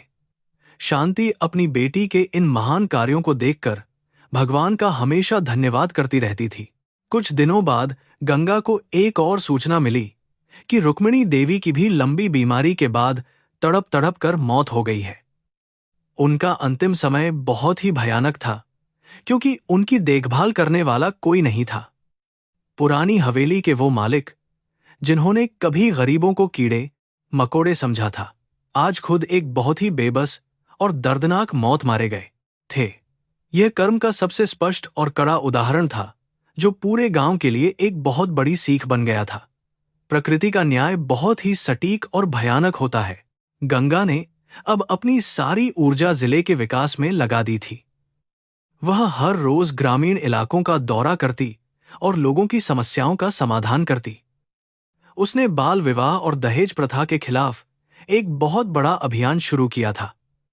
वह लोगों को समझाती थी कि बेटियां बोझ नहीं होती, बल्कि अगर उन्हें सही मौका दिया जाए तो वे पूरे परिवार और समाज का नाम रोशन कर सकती हैं। लोग गंगा की बातों को बहुत ध्यान से सुनते थे क्योंकि उसका खुद का जीवन इन सब बातों का एक जीता जागता उदाहरण था। शहर में अब गंगा की एक अलग ही पहचान बन चुकी थी। जो लोग कभी शांति और गंगा को देखकर मुंह फेर लिया करते थे, आज वे लोग गंगा को अपने घर बुलाने के लिए तरसते थे। लेकिन गंगा कभी भी अपने अतीत को नहीं भूली थी। वह उन लोगों से हमेशा दूरी बनाए रखती थी जो केवल सत्ता और ताकत की पूजा करते थे। उसका जुड़ाव केवल उन गरीब और बेबस लोगों से था जिन्हें सच में मदद की जरूरत थी। वह अपनी मां के साथ मिलकर कई सामाजिक संस्थाओं का भी संचालन कर रही थी। रामू काका अब काफी बूढ़े हो चुके थे, लेकिन उनके चेहरे पर एक अजीब सी शांति और संतुष्टि रहती थी। उन्होंने जीवन में कोई बहुत बड़ी संपत्ति नहीं कमाई थी, लेकिन उन्होंने गंगा के रूप में एक ऐसा हीरा तराशा था जो पूरे समाज को रोशन कर रहा था। गंगा आज भी काम पर जाने से पहले रामू काका और अपनी मां के पैर छूना नहीं भूलती थी। यह भारतीय संस्कारों की वो जड़ें थीं जो इतनी सफलता के बाद भी गंगा के अंदर मजबूती से बसी हुई थीं। उसका जीवन पूरी तरह से बदल चुका था। समय के साथ गंगा की मेहनत रंग लाई और बनारस जिले को पूरे राज्य में महिला सशक्तिकरण और शिक्षा के क्षेत्र में प्रथम पुरस्कार मिला। मुख्यमंत्री ने खुद गंगा को सम्मानित किया। जब गंगा मंच पर पुरस्कार ले रही थी तो सामने बैठी शांति की आंखों से आंसू छलक रहे थे। यह आंसू दुख के नहीं, बल्कि उस अपार खुशी और गर्व के थे जिसकी कल्पना उसने कभी उस पुरानी हवेली की अंधेरी रातों में की थी। एक बेटी ने अपनी मां के हर एक आंसू का मोल चुका दिया था और न्याय स्थापित कर दिया था। बनारस जिले में गंगा की सफलता की गूंज दूर दूर तक सुनाई देने लगी थी। उसने ग्रामीण इलाकों में महिलाओं के लिए कई नए प्रशिक्षण केंद्र खोले, जहां उन्हें आत्मनिर्भर बनने के लिए सिलाई और कंप्यूटर की शिक्षा दी जाती थी। शांति भी अक्सर इन केंद्र के लिए गंगा केंद्रों में जाती और गरीब महिलाओं को अपने संघर्ष की कहानी सुनाकर प्रेरित करती थी। वह उन्हें बताती थी कि कैसे एक औरत अगर ठान ले तो तकदीर बदल सकती है। गंगा का यह नेक काम समाज में नई ऊर्जा भर रहा था, जिसे देखकर रूढ़िवादी लोग बेचैन होने लगे थे। समाज में हमेशा ऐसे भ्रष्ट लोग रहे हैं जिन्हें गरीबों का आगे बढ़ना रास नहीं आता। जिले में ठाकुर प्रताप सिंह नाम का एक बेहद रसूखदार और क्रूर जमींदार रहता था। उसका राजनीतिक प्रभाव इतना ज्यादा था कि प्रशासन के लोग उससे डरते थे। वह गरीबों की जमीनें हड़पता था और बिना पैसे दिए मजदूरी करवाता था। प्रताप सिंह को यह बर्दाश्त नहीं हो रहा था कि एक निडर महिला अधिकारी इलाके में आकर महिलाओं और गरीबों को अधिकारों के प्रति इतना जागरूक कर रही है। उसका पुराना अहंकार अब बुरी तरह से टूट रहा था। एक दिन प्रताप सिंह के कुछ गुंडों ने एक गरीब किसान के घर में घुसकर उसकी बेटी के साथ बदसलूकी करने की कोशिश की। जब पिता ने विरोध किया तो उसे बुरी तरह पीटा गया। यह खबर जंगल की आग की तरह पूरे इलाके में फैल गई और पीड़ित परिवार रोता हुआ सीधे गंगा के कार्यालय पहुंचा। गंगा ने पूरी बात सुनी और तुरंत पुलिस अधीक्षक को फोन करके सख्त निर्देश दिए कि प्रताप सिंह के उन सभी गुंडों को शाम तक गिरफ्तार करके सलाखों के पीछे डाला जाए। यह न्याय की एक नई शुरुआत थी। पुलिस ने पहली बार बड़े नेता के आदमियों पर हाथ डालने की हिम्मत दिखाई थी। गिरफ्तारी की खबर सुनते ही प्रताप सिंह का खून खौल उठा। उसने अपने राजनीतिक आकाओं का इस्तेमाल करके गंगा पर दबाव बनाने की बहुत कोशिश की। कई बड़े मंत्रियों के फोन गंगा के पास आने लगे जो उसे मामले को रफा दफा करने की सलाह दे रहे थे। लेकिन गंगा ने स्पष्ट कह दिया कि कानून सबके लिए बराबर है और किसी अपराधी को बख्शा नहीं जाएगा। उसकी निडरता ने भ्रष्ट व्यवस्था को जड़ से हिला दिया था। जब राजनीतिक दबाव काम नहीं आया तो प्रताप सिंह ने रिश्वत का सहारा लेने का फैसला किया। उसने अपने एक खास आदमी को मिठाई के डिब्बे में लाखों रुपये भरकर गंगा के घर भेजा। शांति उस समय अकेली थी। उस आदमी ने शांति को लालच देते हुए कहा कि वह अपनी बेटी को समझा ले। शांति को पुराने दिन याद आ गए जब उसे पैसों के लिए जलील किया गया था। उसने उस आदमी को फटकार लगाते हुए घर से बाहर निकाल दिया और कहा कि हमारी ईमानदारी बिल्कुल भी बिकाऊ नहीं है। घर लौटकर जब गंगा को इस घटना का पता चला तो उसे अपनी मां पर गर्व हुआ। वह समझ गई कि प्रताप सिंह किसी भी हद तक गिर सकता है। गंगा ने अगली सुबह नकद रुपयों को मीडिया के सामने पेश कर दिया और प्रताप सिंह के खिलाफ रिश्वत देने का मुकदमा दर्ज करवा दिया। यह खबर पूरे राज्य की सुर्खियों में छा गई। प्रताप सिंह का असली चेहरा अब बेनकाब हो चुका था। समाज के लोग पहली बार किसी अधिकारी की इतनी बड़ी हिम्मत को देखकर पूरी तरह से हैरान रह गए थे। इन सबके बीच रामू काका की तबीयत अचानक बहुत खराब हो गई। उनकी उम्र काफी हो चुकी थी और शरीर कमजोर था। गंगा उन्हें तुरंत बड़े अस्पताल में ले गई। डॉक्टर ने बताया कि काका का दिल बहुत कमजोर हो चुका है और अब उनका बचना बहुत मुश्किल है। गंगा जो पूरे जिले को संभालती थी, वह रामू काका के बिस्तर के पास बैठकर बच्ची की तरह फूट फूट कर रो रही थी। काका ने कांपते हाथों से गंगा के सिर पर हाथ रखा और उसे न्याय के लिए हमेशा लड़ते रहने का आशीर्वाद दिया। रामू काका ने धीमी आवाज में कहा कि बेटी, मैंने तुम्हें ढाबे पर मेहनत करते देखा है और आज इस मुकाम पर देखकर मेरा जीवन सफल हो गया। इन भ्रष्ट लोगों से कभी मत डरना, क्योंकि सच्चाई की हमेशा जीत होती है। अगले ही पल रामू काका ने हमेशा के लिए आंखें मूंद लीं। शांति जोर से रो पड़ी क्योंकि उसने अपना सच्चा रक्षक खो दिया था। गंगा का दिल टूट गया था, लेकिन उसके अंदर की आग अब और भी भड़क उठी थी। काका की बातों ने उसे एक नई शक्ति दी। अंतिम संस्कार के बाद गंगा वापस अपने काम पर लौट आई। उसकी आंखों में आंसू थे, लेकिन इरादे चट्टान जैसे थे। उसने प्रताप सिंह के काले कारनामों की फाइल मंगवाई और संपत्तियों की जांच शुरू कर दी। जांच में पता चला कि उसने सैकड़ों किसानों की जमीनें फर्जी कागजात बनाकर हड़प ली थीं। गंगा ने बिना समय गंवाए उन सभी जमीनों को कुर्क करने का सख्त आदेश दे दिया। प्रशासन की गाड़ियां प्रताप सिंह के गोदामों पर पहुंच गईं और सीलिंग शुरू हो गई। शहर इस ऐतिहासिक कार्रवाई का जीता जागता गवाह था। अपना साम्राज्य टूटते देख प्रताप सिंह पागल हो गया। उसने गंगा को रास्ते से हटाने की एक खौफनाक साजिश रची। उसने खतरनाक शूटर बुलवाए और गंगा की गाड़ी पर हमला करने की योजना बनाई।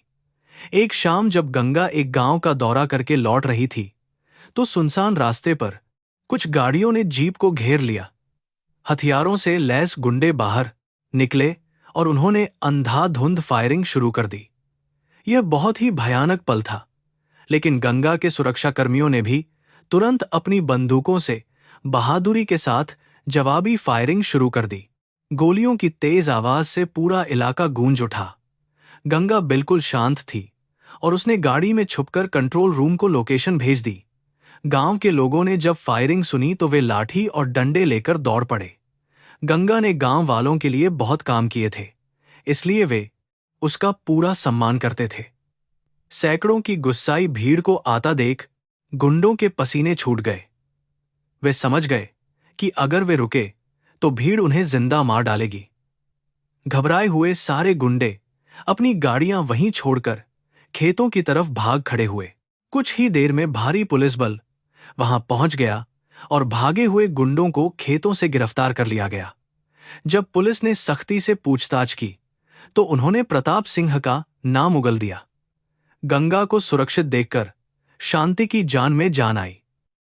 उसने अपनी बहादुर बेटी को गले लगा लिया और भगवान का शुक्रिया अदा किया।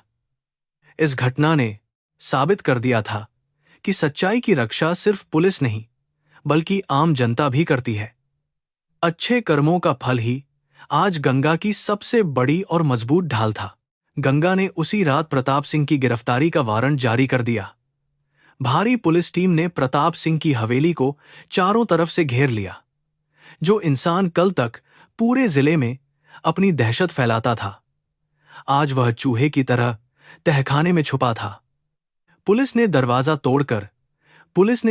तोड़कर उसे गिरफ्तार कर लिया।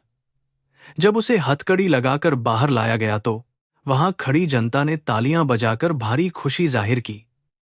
यह उन गरीब और बेबस किसानों की बड़ी जीत थी, जिन्हें बरसों से इस क्रूर जमींदार ने बेरहमी से दबाकर रखा था। प्रताप सिंह के जेल जाने के बाद जिले में नई शांति और खुशी का माहौल छा गया। जिन किसानों की जमीनें उसने हड़प ली थीं, गंगा ने कानूनी प्रक्रिया पूरी करके वे जमीनें असली मालिकों को वापस दिलवा दीं। किसान रोते हुए गंगा के पास आते और उसे ढेरों दुआएं देते थे। यह वही समाज था जिसने कभी बेबस मां और नवजात बेटी को दुत्कार दिया था। आज उसी समाज की आंखें खुल चुकी थीं और वे समझ गए थे कि बेटियां बोझ नहीं होती, बल्कि वे ईश्वर का दिया हुआ एक बहुत बड़ा वरदान है। गंगा का नाम पूरे राज्य में ईमानदारी और बहादुरी का प्रतीक बन चुका था। सरकार ने उसे विशेष रूप से पदोन्नत करके जिलाधिकारी के रूप में नियुक्त कर दिया। यह जिम्मेदारी बड़ी थी, लेकिन गंगा का हौसला पहाड़ों से ऊंचा था। शांति को अपनी बेटी की सफलता पर विश्वास नहीं हो रहा था। उसने पुराने फटे कपड़ों और दुख भरे दिनों को याद किया जब रोटी के लिए तरसना पड़ता था। आज उसकी बेटी पूरे जिले की सबसे बड़ी अधिकारी बन चुकी थी, जिसे सब सलाम करते थे। यह उसकी लंबी तपस्या का फल था। जिलाधिकारी का पद संभालने के बाद गंगा ने शिक्षा व्यवस्था पर सबसे ज्यादा ध्यान दिया। उसने देखा कि सरकारी स्कूलों की हालत जर्जर है और बच्चे जमीन पर पढ़ने को मजबूर हैं। गंगा ने तुरंत विशेष फंड जारी किया और सभी स्कूलों की मरम्मत शुरू करवा दी। उसने सुनिश्चित किया कि हर स्कूल में लड़कियों के लिए अलग साफ शौचालय हों, ताकि कोई लड़की संकोच के कारण अपनी पढ़ाई बीच में न छोड़े। यह एक बहुत ही संवेदनशील और महत्वपूर्ण कदम था, जो गरीब बच्चों का भविष्य संवारने और नया इतिहास रचने वाला था। गंगा अक्सर बिना बताए किसी भी स्कूल का औचक निरीक्षण करने पहुंच जाती थी। वह बच्चों के साथ जमीन पर बैठकर किताबें चेक करती और उनसे लंबी बातें करती थी। उसके इस सरल स्वभाव ने उसे बच्चों के बीच बहुत लोकप्रिय बना दिया था। जब वह बच्चों से पूछती कि वे बड़े होकर क्या बनेंगे, तो लड़कियां पूरे आत्मविश्वास से कहती थीं कि वे गंगा मैडम की तरह बड़ी अफसर बनना चाहती हैं। यह सुनकर गंगा की आंखों में चमक आ जाती थी, क्योंकि उसने आने वाली पीढ़ी के मन में सफलता की नई उम्मीद जगा दी थी। शांति का स्वास्थ्य बिल्कुल ठीक था और वह अक्सर आश्रमों में जाकर अनाथ बच्चों के साथ समय बिताती थी। वह उन बच्चों में अपनी छोटी गंगा को ढूंढती थी जिसने कभी खिलौनों से नहीं खेला था। शांति अपनी जमा पूंजी से बच्चों के लिए नए कपड़े और स्वादिष्ट मिठाइयां खरीद कर ले जाती थी। उसकी ममता अब केवल अपनी बेटी तक सीमित नहीं थी, बल्कि वह पूरे समाज की मां बन चुकी थी। समाज ने जो गहरा दुख दिया था, उसने उसे प्यार और करुणा में बदलकर दुनिया को एक बहुत ही महान और सकारात्मक संदेश दिया था। एक दिन गंगा दफ्तर में फाइलों का अध्ययन कर रही थी, तभी एक बूढ़ी औरत रोते हुए उसके कमरे में आई। वह औरत बिल्कुल वैसी ही बेबस लग रही थी जैसी कभी शांति लगा करती थी। उस बेचारी औरत ने रोते हुए बताया कि उसके सगे बेटों ने धोखे से सारी संपत्ति अपने नाम करवाकर उसे घर से बाहर निकाल दिया है। गंगा को यह दर्दनाक कहानी सुनकर गहरा आघात लगा। उसने कुर्सी से उठकर बूढ़ी मां के आंसू पोंछे और उसे पानी पिलाया। उसने तुरंत पुलिस को सख्त आदेश दिया कि बेटों को गिरफ्तार किया जाए। पुलिस ने कुछ ही घंटों में उन बेटों को पकड़ लिया और गंगा के सामने पेश किया। गंगा ने उन्हें कड़ी फटकार लगाते हुए कहा कि जो इंसान माता पिता का सम्मान नहीं कर सकता, वह समाज पर कलंक है। उसने कानून का सख्ती से इस्तेमाल करते हुए सारी संपत्ति वापस उस बूढ़ी मां के नाम करवा दी और बेटों को जेल भेज दिया। इस घटना ने पूरे जिले में एक बहुत कड़ा संदेश दिया कि माता पिता को प्रताड़ित करने वालों की अब कोई खैर नहीं है और उन्हें अपने कर्मों की भयानक सजा भुगतनी ही पड़ेगी। गंगा के हर फैसले में उसकी अपनी जिंदगी का कड़वा तजुर्बा झलकता था। उसने देखा था कि कैसे रुक्मिणी देवी ने घर को नर्क बना दिया था। वह नहीं चाहती थी कि किसी भी परिवार में वही दुखद कहानी फिर से दोहराई जाए। उसका मानवीय दृष्टिकोण उसे आम अधिकारी से महान बनाता था। रात को जब वह घर लौटती तो शांति उसके पैरों में तेल लगाती और दोनों मां बेटी पुराने दिनों को याद करके मुस्कुराती थीं। वे दिन जब उनके पास पैसा नहीं था, लेकिन उनके पास एक दूसरे का सच्चा और निस्वार्थ प्यार मौजूद था। कर्मों का लेखा जोखा हर इंसान को इसी जन्म में भुगतना पड़ता है। गंगा ने इस सच को अपनी आंखों से देखा था और इसे ही अपने जीवन का मूल मंत्र बना लिया था। उसने तय किया था कि वह कभी किसी के साथ अन्याय नहीं होने देगी। उसका प्रशासन एक आदर्श प्रशासन बन गया था, जहां अमीर, गरीब और ऊंच नीच का कोई भेद नहीं था। लोग दूर दूर से फरियाद लेकर आते थे और हंसते हुए खुशी खुशी वापस जाते थे। बनारस का यह जिला अब पूरे देश के लिए एक बहुत बड़ी और अनोखी मिसाल बन चुका था। बनारस में लगातार भारी बारिश हो रही थी और गंगा नदी का जलस्तर खतरे के निशान को पार कर गया था। पूरे जिले में भयानक बाढ़ का खतरा मंडरा रहा था। जिलाधिकारी के रूप में गंगा के लिए यह सबसे बड़ी चुनौती थी। उसने तुरंत प्रशासनिक विभागों की आपातकालीन बैठक बुलाई और आपदा प्रबंधन टीम को अलर्ट पर रखा। गंगा ने खुद निचले इलाकों का दौरा शुरू किया जहां पानी भर रहा था। वह जानती थी कि गरीब बस्तियों में रहने वाले लोगों की जान सबसे ज्यादा खतरे में है और उन्हें बचाना ही उसकी पहली जिम्मेदारी है। नदी का उग्र रूप देखकर लोग डरने लगे थे, क्योंकि ऐसी भयानक बाढ़ उन्होंने कभी नहीं देखी थी। शहर के कई पुराने मोहल्ले पूरी तरह पानी में डूब गए थे और आपसी संपर्क टूट गया था। गंगा ने अपनी जान की परवाह किए बिना मोटर बोट में बैठकर लोगों को सुरक्षित निकालने का काम शुरू किया। रात के अंधेरे में भी बचाव कार्य की रफ्तार बिल्कुल कम नहीं हुई। शांति अपनी बेटी को टीवी पर इस तरह खतरे से खेलते देखकर थोड़ी चिंतित थी, लेकिन उसे अपनी बहादुर बेटी पर पूरा भरोसा था कि वह सबको सुरक्षित बचा लाएगी। राहत शिविरों में हजारों बेघर लोगों को रखा गया था, जिनके घरों का सामान बाढ़ में बह चुका था। गंगा ने सुनिश्चित किया कि हर शिविर में पर्याप्त भोजन, साफ पानी और जरूरी दवाइयां हमेशा उपलब्ध रहें। वह खुद अपने हाथों से बेबस लोगों को खाना बांटती और रोते हुए मासूम बच्चों को गले लगाकर सांत्वना देती थी। गंगा का यह निस्वार्थ रूप देखकर लोग उसे देवी का अवतार मानने लगे थे। शांति भी घर पर नहीं रुक सकी और राहत शिविरों में मदद के लिए पहुंच गई। दोनों मां बेटी दिन रात एक करके गरीब लोगों की अथक सेवा कर रही थीं। बाढ़ का पानी उन गांवों तक पहुंच गया जहां कभी गंगा और शांति ने अपना दुख भरा जीवन बिताया था। उस पुरानी हवेली के खंडहर भी भयानक पानी में डूब चुके थे। जब बचाव टीम उस गांव के लोगों को राहत शिविर में लाई तो गंगा वहीं खड़ी थी। उन बेहाल लोगों में वे लोग भी शामिल थे जिन्होंने कभी गरीब शांति को ताने मारे थे। वे ठंड से कांप रहे थे और उनके चेहरों पर गहरा खौफ था। जिलाधिकारी के रूप में गंगा को सामने देखकर मारे शर्म के वे अपनी आंखें भी ऊपर नहीं उठा पा रहे थे। गांव वालों को डर था कि गंगा अपने पुराने अपमान का बदला लेगी और उन्हें बाहर निकाल देगी।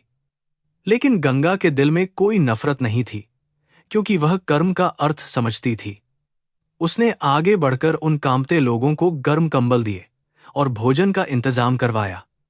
शांति ने भी बिना किसी कड़वाहट के उन्हें खाना परोसा। यह अद्भुत दया देखकर उन लोगों की आंखों से पश्चाताप के आंसू बहने लगे।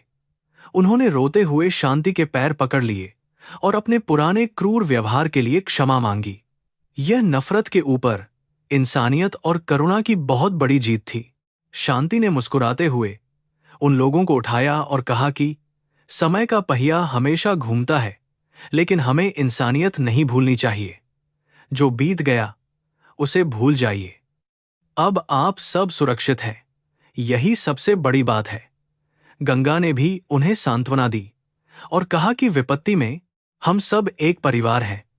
उन लोगों को एहसास हो गया कि उन्होंने जिस बच्ची को मनहूस समझा था, आज उसी ने उन्हें मौत के मुंह से बचाया है। यह प्रकृति और कर्म का वह कड़ा सबक था जिसे वे अपने पूरे जीवन में कभी नहीं भूल पाएंगे। बाढ़ का पानी धीरे धीरे कम होने लगा, लेकिन अपने पीछे भारी तबाही का मंजर छोड़ गया। टूटे हुए घर बह गए, मवेशी और खेतों की कीचड़ लोगों के दुख को बढ़ा रही थी। प्रशासन के लिए अब असली चुनौती बीमारियों को रोकना और लोगों का पुनर्वास करना था। गंगा ने दिन रात एक करते हुए पूरे जिले में मेडिकल कैंप लगवाए ताकि महामारी को फैलने से रोका जा सके। उसने राज्य सरकार से विशेष राहत पैकेज की मांग की और हर पीड़ित परिवार तक आर्थिक मदद पहुंचाने का संकल्प लिया। उसका यह अटूट समर्पण सचमुच बहुत अद्भुत और बेमिसाल था। गंगा के प्रयासों से बनारस जल्द ही इस भयानक आपदा से बाहर निकलने में सफल रहा। मुख्यमंत्री ने गंगा के बेहतरीन आपदा प्रबंधन की तारीफ की और उसे सर्वश्रेष्ठ अधिकारी के पुरस्कार से सम्मानित करने की घोषणा की। लेकिन गंगा के लिए असली पुरस्कार उन बेबस लोगों की दुआएं थीं जिन्हें उसने मौत से बचाया था। जब वह गांवों का दौरा करती तो लोग आरती की थाली लेकर उसका स्वागत करते थे। एक तरफ समाज में पुरानी रूढ़िवादी सोच थी और दूसरी तरफ इस बहादुर महिला अधिकारी ने अपनी कड़ी मेहनत से सामाजिक बदलाव की एक शानदार आंधी ला दी थी।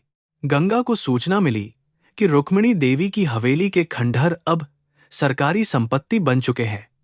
प्रशासन वहां कोई सरकारी इमारत बनाने की सोच रहा था। गंगा ने उस जमीन पर एक बड़ा अनाथालय और महिला कौशल विकास केंद्र बनाने का प्रस्ताव सरकार को भेजा। वह दिल से चाहती थी कि जिस जगह पर कभी महिलाओं पर घोर अत्याचार हुए थे, उसी जगह से अब उनके सशक्तिकरण की शुरुआत होनी चाहिए। यह अतीत के काले पन्नों पर एक उज्जवल भविष्य की सुनहरी रोशनी डालने जैसा बहुत ही महान और ऐतिहासिक कदम था। सरकार ने उसका यह बेहतरीन प्रस्ताव तुरंत मान लिया। सरकार ने गंगा के इस प्रस्ताव को तुरंत मंजूरी दे दी और उस खंडहर को गिराकर एक भव्य इमारत के निर्माण का काम शुरू हो गया। गंगा खुद उस निर्माण कार्य की बारीकी से निगरानी करती थी।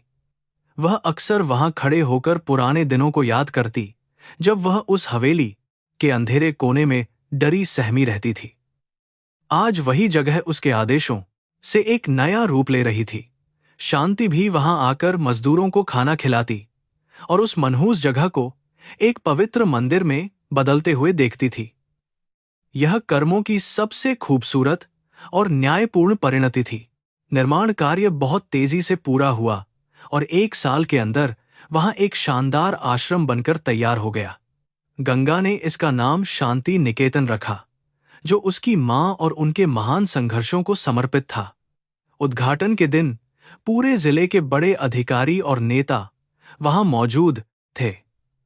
गंगा ने फीता काटने के लिए किसी मंत्री को नहीं बल्कि अपनी मां शांति को मंच पर बुलाया। शांति ने जब अपने कांपते हाथों से उस आश्रम का उद्घाटन किया तो वहां मौजूद हर व्यक्ति की आंखें नम हो गईं। यह एक संघर्षशील मां के लिए दुनिया का सबसे बड़ा सम्मान था। शांति निकेतन में सैकड़ों अनाथ बच्चों और बेसहारा महिलाओं को सुरक्षित रहने की जगह मिल गई। वहां बच्चों को बेहतरीन शिक्षा और महिलाओं को रोजगार के अवसर मिलने लगे। शांति अपना समय आश्रम में बिताती और अनाथ बच्चों को ममता की छान में पालती थी। जो हवेली कभी क्रूरता का केंद्र थी, वह आज बच्चों की हंसी से गूंज रही थी। समाज के लोग जो पहले लड़कियों को बोझ समझते थे, अब अपनी बेटियों को पढ़ाने के लिए प्रेरित होने लगे। गंगा के इस ऐतिहासिक कदम ने पूरे समाज की पुरानी और संकीर्ण सोच को पूरी तरह से बदल कर रख दिया था। गंगा के जीवन में सुकून था, लेकिन उसकी सामाजिक लड़ाई अभी खत्म नहीं हुई थी। वह जानती थी कि भारत के कई कोनों में आज भी कन्या भ्रूण हत्या और दहेज प्रथा जैसी बीमारियां फैली हैं। उसने राज्य स्तर पर एक विशेष अभियान चलाने की योजना बनाई। उसने गांव में नुक्कड़ नाटकों और बड़े सम्मेलनों का आयोजन करवाना शुरू किया। इन सम्मेलनों में वह खुद जाती और लोगों से सीधे संवाद करती थी। उसकी बातों में इतनी सच्चाई और शक्ति होती थी कि कठोर इंसान भी पिघल जाता था और अपने किए हुए बुरे कर्मों का गहरा एहसास करने लगता था। एक बार गंगा पिछड़े गांव में अभियान के लिए गई, जहां लड़कियों को जन्म लेते ही मार दिया जाता था। वहां के सरपंच ने कड़ा विरोध किया और कहा कि यह हमारी पुरानी परंपरा है, जिसे कोई बाहरी बदल नहीं सकता। गंगा ने सरपंच की आंखों में देखकर कहा कि जो परंपरा मासूम की जान लेती है, वह परंपरा नहीं बल्कि कलंक है। उसने सरपंच को सख्त चेतावनी दी कि अगर गांव में किसी बच्ची को नुकसान पहुंचा तो पूरी पंचायत को जेल जाना पड़ेगा। उसकी इस दबंगई और साहस को देखकर वहां मौजूद पूरा का पूरा गांव एकदम सन्न रह गया। गंगा ने उस गांव की उन महिलाओं से बात की जो अपनी नवजात बेटियों को खो चुकी थीं। उनका दर्द सुनकर गंगा का दिल रो पड़ा। उसने महिलाओं को पुलिस में शिकायत दर्ज कराने की हिम्मत दी और उनके साथ खड़ी रही। उन शिकायतों के आधार पर गांव के कई क्रूर लोगों को गिरफ्तार कर लिया गया। इस कड़ी कार्रवाई से पूरे राज्य में हड़कंप मच गया। सबको समझ आ गया कि अब बच्चियों की हत्या करना आसान नहीं है। गंगा उन मासूम बच्चियों की आवाज बन गई जिन्हें दुनिया देखने से पहले ही हमेशा के लिए मौत दे दी जाती थी। शांति को अपनी बहादुर बेटी पर बहुत गर्व था। उसे लगा कि गंगा केवल उसकी बेटी नहीं बल्कि समाज की धरोहर बन चुकी है। एक शाम जब दोनों मां बेटी घर के बरामदे में चाय पी रही थीं, तो शांति ने गंगा से शादी के बारे में पूछा। गंगा मुस्कुराई और बोली कि मेरा जीवन समाज की भलाई के लिए समर्पित है। मुझे ऐसा इंसान चाहिए जो मेरे इस नेक लक्ष्य में मेरा पूरा साथ देना कि मुझे चारदीवारी में कैद करके रखे। शांति अच्छी तरह समझ गई कि उसकी गंगा के विचार बहुत महान और दुनिया से बिल्कुल अलग हैं। गंगा के साथ काम करने वाला युवा पुलिस अधिकारी विक्रम हमेशा उसके काम से प्रभावित रहता था। विक्रम भी ईमानदार और समाज के लिए कुछ करने का जज्बा रखने वाला इंसान था। दोनों अक्सर खतरनाक अभियानों में साथ काम करते थे, जिससे उनके बीच अच्छी समझ बन गई थी। विक्रम जानता था कि गंगा का अतीत दुखद है, इसलिए वह उसके प्रति विशेष सम्मान रखता था। धीरे धीरे यह गहरा सम्मान एक सच्चे प्रेम में बदलने लगा। लेकिन विक्रम ने कभी भी अपनी निजी भावनाओं को गंगा के महत्वपूर्ण काम के बीच में बिल्कुल भी नहीं आने दिया और अपनी मर्यादा बनाए रखी। एक दिन विक्रम ने हिम्मत करके शांति से गंगा का हाथ मांगा। उसने शांति को वचन दिया कि वह गंगा के सामाजिक कार्यों में हमेशा उसके साथ चलेगा और उसे कभी कोई दुख नहीं पहुंचने देगा। शांति विक्रम की बातों और ईमानदारी से बहुत खुश हुई। जब उसने गंगा से बात की तो गंगा ने भी विक्रम के सच्चे प्रस्ताव को खुशी से स्वीकार कर लिया। यह दो ऐसे लोगों का मिलन था जिनका लक्ष्य समाज को बेहतर बनाना था। उनका विवाह बहुत सादे समारोह में, बिना किसी दहेज के, उसी शांति निकेतन आश्रम में अनाथ बच्चों के बीच संपन्न हुआ। विवाह के बाद भी गंगा का काम उसी रफ्तार से चलता रहा और अब उसे विक्रम का मजबूत साथ मिल गया था। दोनों पति पत्नी जिले से अपराध और कुरीतियों को मिटाने के लिए कड़ी मेहनत कर रहे थे। लोग उन्हें आदर्श जो ही मानने लगे थे, जो समाज की बुराई का नाश करने आए हों।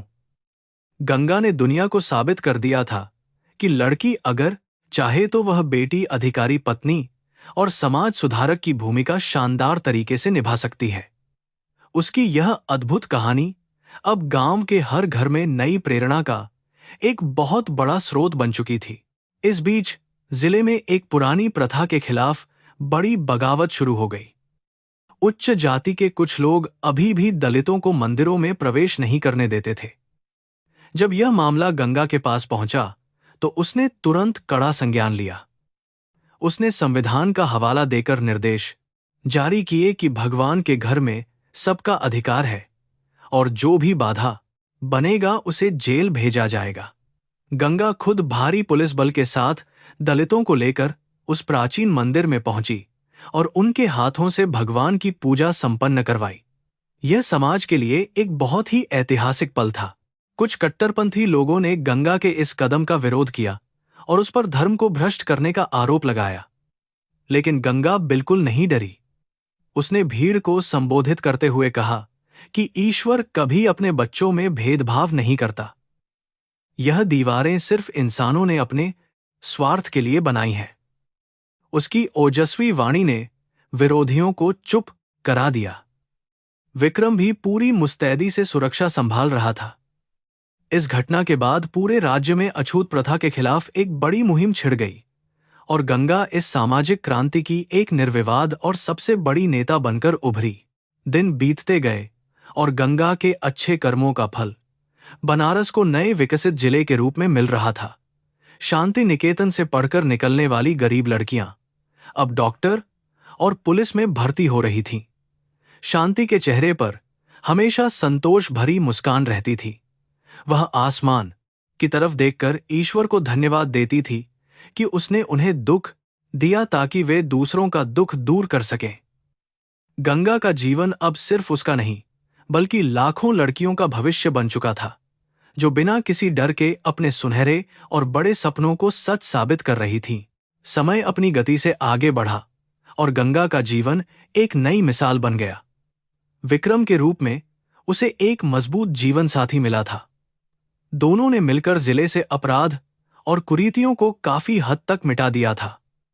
गंगा अपना पूरा दिन जनता की सेवा में बिताती थी। उसके दफ्तर से कोई भी फरियादी कभी खाली हाथ या निराश होकर नहीं लौटता था। विक्रम भी पुलिस विभाग में अपनी गहरी ईमानदारी के लिए राज्य भर में मशहूर हो चुका था। समाज के लोग इस जोड़ी का बहुत सम्मान करते थे। शांति अब अपना पूरा समय केवल शांति निकेतन आश्रम में बिताने लगी थी। वह अनाथ बच्चों को पढ़ाती और उन्हें जीवन का सही अर्थ समझाती थी। उन मासूम बच्चों के चेहरों पर खुशी देखकर शांति को अपने पुराने सभी दुख बहुत छोटे लगने लगे थे। उसने जीवन के सबसे कठोर और भयानक सत्य का सामना किया था, लेकिन अब उसके मन में कोई भी कड़वाहट नहीं बची थी। वह अक्सर भगवान शिव की मूर्ति के सामने बैठकर अपनी बहादुर बेटी की लंबी और सफल उम्र के लिए प्रार्थना किया करती थी। कुछ वर्षों के बाद गंगा और विक्रम के घर एक प्यारी सी बेटी ने जन्म लिया। इस बार जन्म की खबर पर कोई सन्नाटा या मातम नहीं छाया था, बल्कि पूरे जिले में बहुत बड़ा जश्न मनाया गया था। गंगा ने अपनी नवजात बेटी का नाम आशा रखा, क्योंकि वह उनके जीवन में एक नई उम्मीद की किरण बनकर आई थी। जब शांति ने अपनी नन्ही नातिन को पहली बार अपनी गोद में उठाया तो उसके आंसू छलक पड़े। उसने गंगा को गले लगाया और कहा कि हमारी सारी तपस्या सफल हुई। आशा का बचपन गंगा के बचपन से बिल्कुल ही अलग और बहुत सुरक्षित था। उसे किसी भी अंधेरे कमरे में छुपकर नहीं रोना पड़ता था और ना ही उसे कोई ताने सुनने को मिलते थे। गंगा ने फैसला किया था कि वह अपनी बेटी को भी एक निडर और बहुत ही मजबूत इंसान बनाएगी। वह आशा को बचपन से ही समाज के सभी वर्गों के साथ प्रेम और समानता का व्यवहार करना सिखाती थी। विक्रम भी एक बहुत अच्छे पिता की तरह अपनी बच्ची की हर छोटी खुशी का ध्यान रखता था। समय बीतने के साथ शांति का शरीर अब बहुत कमजोर होने लगा था। बरसों की कड़ी मेहनत और पुराने गहरे घावों ने उसे अंदर से पूरी तरह थका दिया था। डॉक्टर ने गंगा को बता दिया था कि शांति के पास अब बहुत ही कम समय बचा है। गंगा ने अपना सारा जरूरी सरकारी काम छोड़ दिया और वह दिन रात अपनी मां के सिरहाने बैठकर उसकी पूरी सेवा करने लगी। शांति का चेहरा अभी भी एक बहुत ही अद्भुत तेज और गहरी संतुष्टि से हमेशा चमकता रहता था। एक रात जब बाहर बहुत तेज बारिश हो रही थी तो शांति ने गंगा को अपने पास बुलाया। यह बिल्कुल वैसी ही बारिश थी जैसी गंगा के जन्म की उस मनहूस रात को हुई थी, लेकिन आज इस कमरे में कोई डर या भयानक खौफ बिल्कुल भी नहीं था, बल्कि अपार शांति थी। शांति ने गंगा के दोनों हाथ अपने कमजोर हाथों में लिए और बहुत ही धीमी आवाज में कहा कि बेटी, तूने मेरा जीवन पूरी तरह से सफल कर दिया है। मुझे तुम पर बहुत ज्यादा गर्व है। शांति ने आगे कहा कि इस दुनिया में कर्म ही सब कुछ होता है और तुमने अपने अच्छे कर्मों से न केवल मेरा बल्कि पूरे समाज का उद्धार किया है। मेरी आत्मा को अब बहुत गहरी मुक्ति मिल रही है। इतना कहने के बाद शांति ने अपनी आंखें हमेशा के लिए बहुत ही आराम से बंद कर लीं।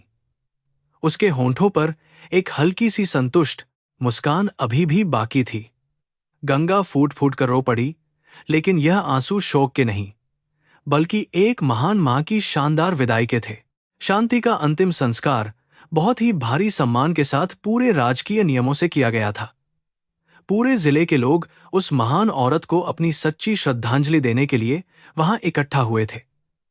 यह वही समाज था जिसने उसे कभी घर से आधी रात को धक्के मारकर बेघर कर दिया था। आज वही समाज उसके आगे सिर झुकाकर रो रहा था। यह रमेश और रुक्मिणी की उस भयानक लावारिस मौत से बिल्कुल ही अलग और बहुत ही गौरवशाली विदाई थी। कर्म का पूरा हिसाब आज सबके सामने था। मां के जाने के बाद गंगा ने खुद को और भी ज्यादा मजबूत बना लिया था। उसने अपनी मां के सारे सपनों को जिंदा रखने की कसम खाई थी। शांति निकेतन आश्रम अब पूरे देश के लिए एक बहुत ही बड़ा और प्रसिद्ध मॉडल बन चुका था। सरकार ने गंगा को महिला और बाल विकास मंत्रालय में एक बहुत ही ऊंचे पद पर नियुक्त कर दिया था, ताकि वह राष्ट्रीय स्तर पर भी अपने बेहतरीन काम को आगे बढ़ा सके और समाज की सेवा कर सके। एक दिन दिल्ली में आयोजित एक बहुत बड़े राष्ट्रीय सम्मेलन में गंगा को मुख्य अतिथि के रूप में भाषण देने के लिए विशेष तौर पर आमंत्रित किया गया था। हाल में देश भर के कई बड़े नेता और अधिकारी मौजूद थे। गंगा जब मंच पर आई तो पूरा हॉल तालियों की तेज गड़गड़ाहट से गूंज उठा। उसने बहुत ही शांत भाव से माइक संभाला और अपनी पुरानी उस कहानी को याद किया जो एक बहुत ही अंधेरी हवेली से शुरू हुई थी और यहां तक पहुंची थी।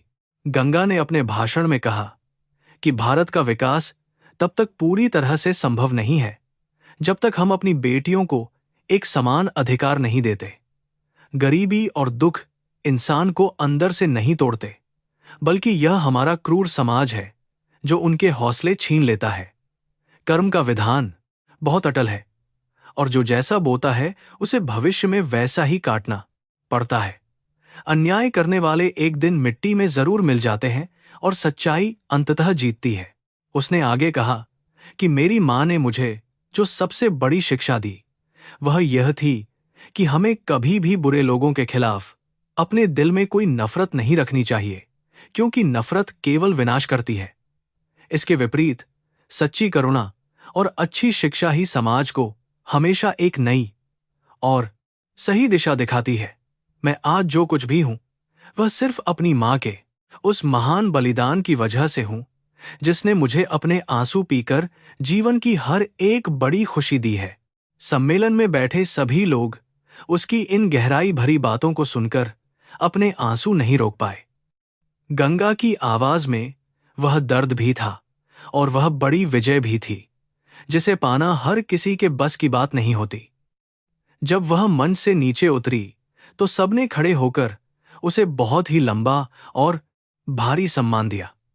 विक्रम सामने बैठा अपनी बहादुर पत्नी पर बेहद गर्व महसूस कर रहा था, और उसकी आंखें भी खुशी से काफी ज्यादा नम हो चुकी थीं। आज बनारस के उस पुराने गांव में कोई हवेली नहीं है, लेकिन वहां खड़ा वह विशाल शांति निकेतन आश्रम दुनिया को एक बहुत बड़ा संदेश दे रहा है। यह आश्रम गवाह है कि जब एक बेबस औरत अपने अधिकारों के लिए खड़ी होती है तो वह पूरा इतिहास बदल सकती है। यहां रहने वाली हर एक लड़की में अब गंगा का ही अंश मौजूद है, जो समाज की बेड़ियों को तोड़ने के लिए बिल्कुल तैयार होकर अपना जीवन आगे बढ़ा रही है। पवित्र नदी गंगा आज भी बनारस के घाटों पर उसी शांत और निर्मल गति से बह रही है। उसकी लहरें सदियों से अनगिनत दुखों और संघर्षों की मूक गवाह रही हैं, लेकिन अब उन लहरों में निराशा की जगह एक नई आशा की गूंज साफ सुनाई देती है। शांति की वह बेटी, जिसका बचपन आंसुओं से शुरू हुआ था, उसने अपने कर्म से पूरे समाज के आंसुओं को पोंछने का एक बहुत ही महान काम सफलतापूर्वक पूरा कर लिया है। यह कहानी केवल एक गरीब लड़की के अफसर बनने की साधारण यात्रा नहीं है, बल्कि यह कर्म के कठोर सिद्धांत की एक बहुत बड़ी और अमर गाथा है। जो भी मनुष्य घमंड में चूर होकर निर्बल पर अत्याचार करता है, उसे अंत में विनाश ही मिलता है, और जो सच्चाई के मार्ग पर चलता है, उसे अंततः भगवान का सबसे बड़ा आशीर्वाद और विजय प्राप्त होती है। गंगा ने हमेशा के लिए यह कड़वा और अमर सत्य साबित कर दिया है। समय के पन्नों पर शांति का नाम भले ही एक दिन धुंधला हो जाए, लेकिन उसकी महान कुर्बानी की वह पवित्र लौ हमेशा जलती ही रहेगी। उस लौ से प्रेरणा लेकर न जाने कितनी और लड़कियां अपने सपनों की उड़ान भरेंगी और इस समाज को एक बहुत ही बेहतर जगह बनाएंगी। गंगा के आंसू अब दर्द के नहीं, बल्कि एक ऐसी ताकत के आंसू बन चुके थे जिन्होंने अन्याय के पहाड़ को अपनी असीम शक्ति से पूरी तरह पिघला दिया था। और इस प्रकार संघर्ष, दुख और परम विजय की यह महान कहानी अपने अंतिम पड़ाव पर पहुंच जाती है।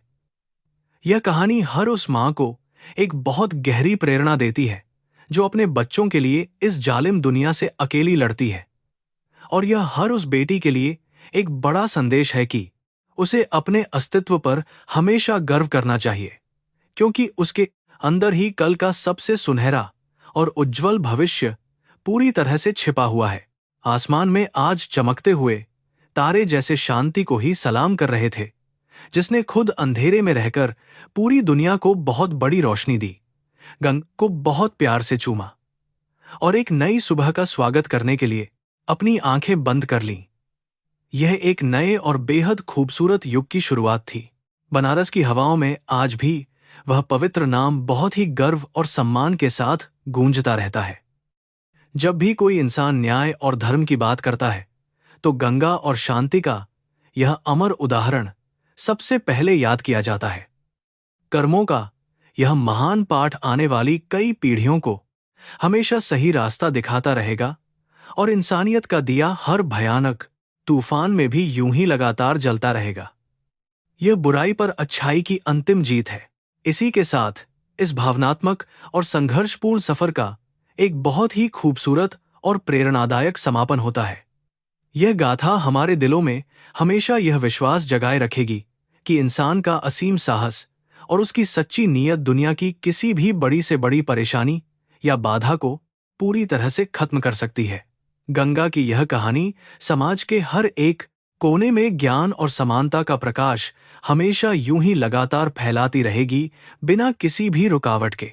प्रकृति का नियम यह सिखाता है कि रात कितनी भी गहरी और भयानक क्यों ना हो, एक सुनहरी सुबह का आना पूरी तरह से निश्चित होता है। शांति और गंगा ने अपने आंसुओं से सींचकर इस नई सुबह को जन्म दिया है, जो अब कभी भी ढलने वाली नहीं है। यह कहानी आज यहीं पूरी होती है, लेकिन इसकी गूंज और इसका महान प्रभाव हमेशा के लिए हमारे समाज और हमारी आत्मा में हमेशा अमर होकर ऐसे ही जीवित रहेगा। इंसान जब निस्वार्थ भाव से दूसरों की मदद करता है, तो भगवान भी स्वयं उसके सारे बिगड़े हुए काम पूरी तरह से संवार देते हैं। गंगा का पूरा जीवन इसी महान सत्य का सबसे बड़ा और पवित्र प्रमाण बनकर हमारे सामने बहुत ही गर्व से खड़ा है। हम सबको इस कहावत हो गई संघर्ष से बहुत कुछ सीखना चाहिए, ताकि कोई भी नवजात बच्ची इस समाज में कभी भी अपमानित या बेघर ना हो और उसे भी जीवन में आगे बढ़ने का पूरा मौका मिले। अंत में हम सिर्फ यही कह सकते हैं कि कर्मों की अदालत में कभी किसी के साथ कोई पक्षपात या धोखा बिल्कुल भी नहीं होता है। जो इंसान जैसा बोता है, उसे हमेशा वैसा ही फल काटना पड़ता है, और यही जीवन का सबसे बड़ा सच है। गंगा की कहानी हमें हमेशा याद दिलाएगी कि प्रेम और कठोर तपस्या के आगे दुनिया की हर एक बुरी ताकत को हमेशा के लिए झुकना ही पड़ता है, और यही इंसानियत की जीत है।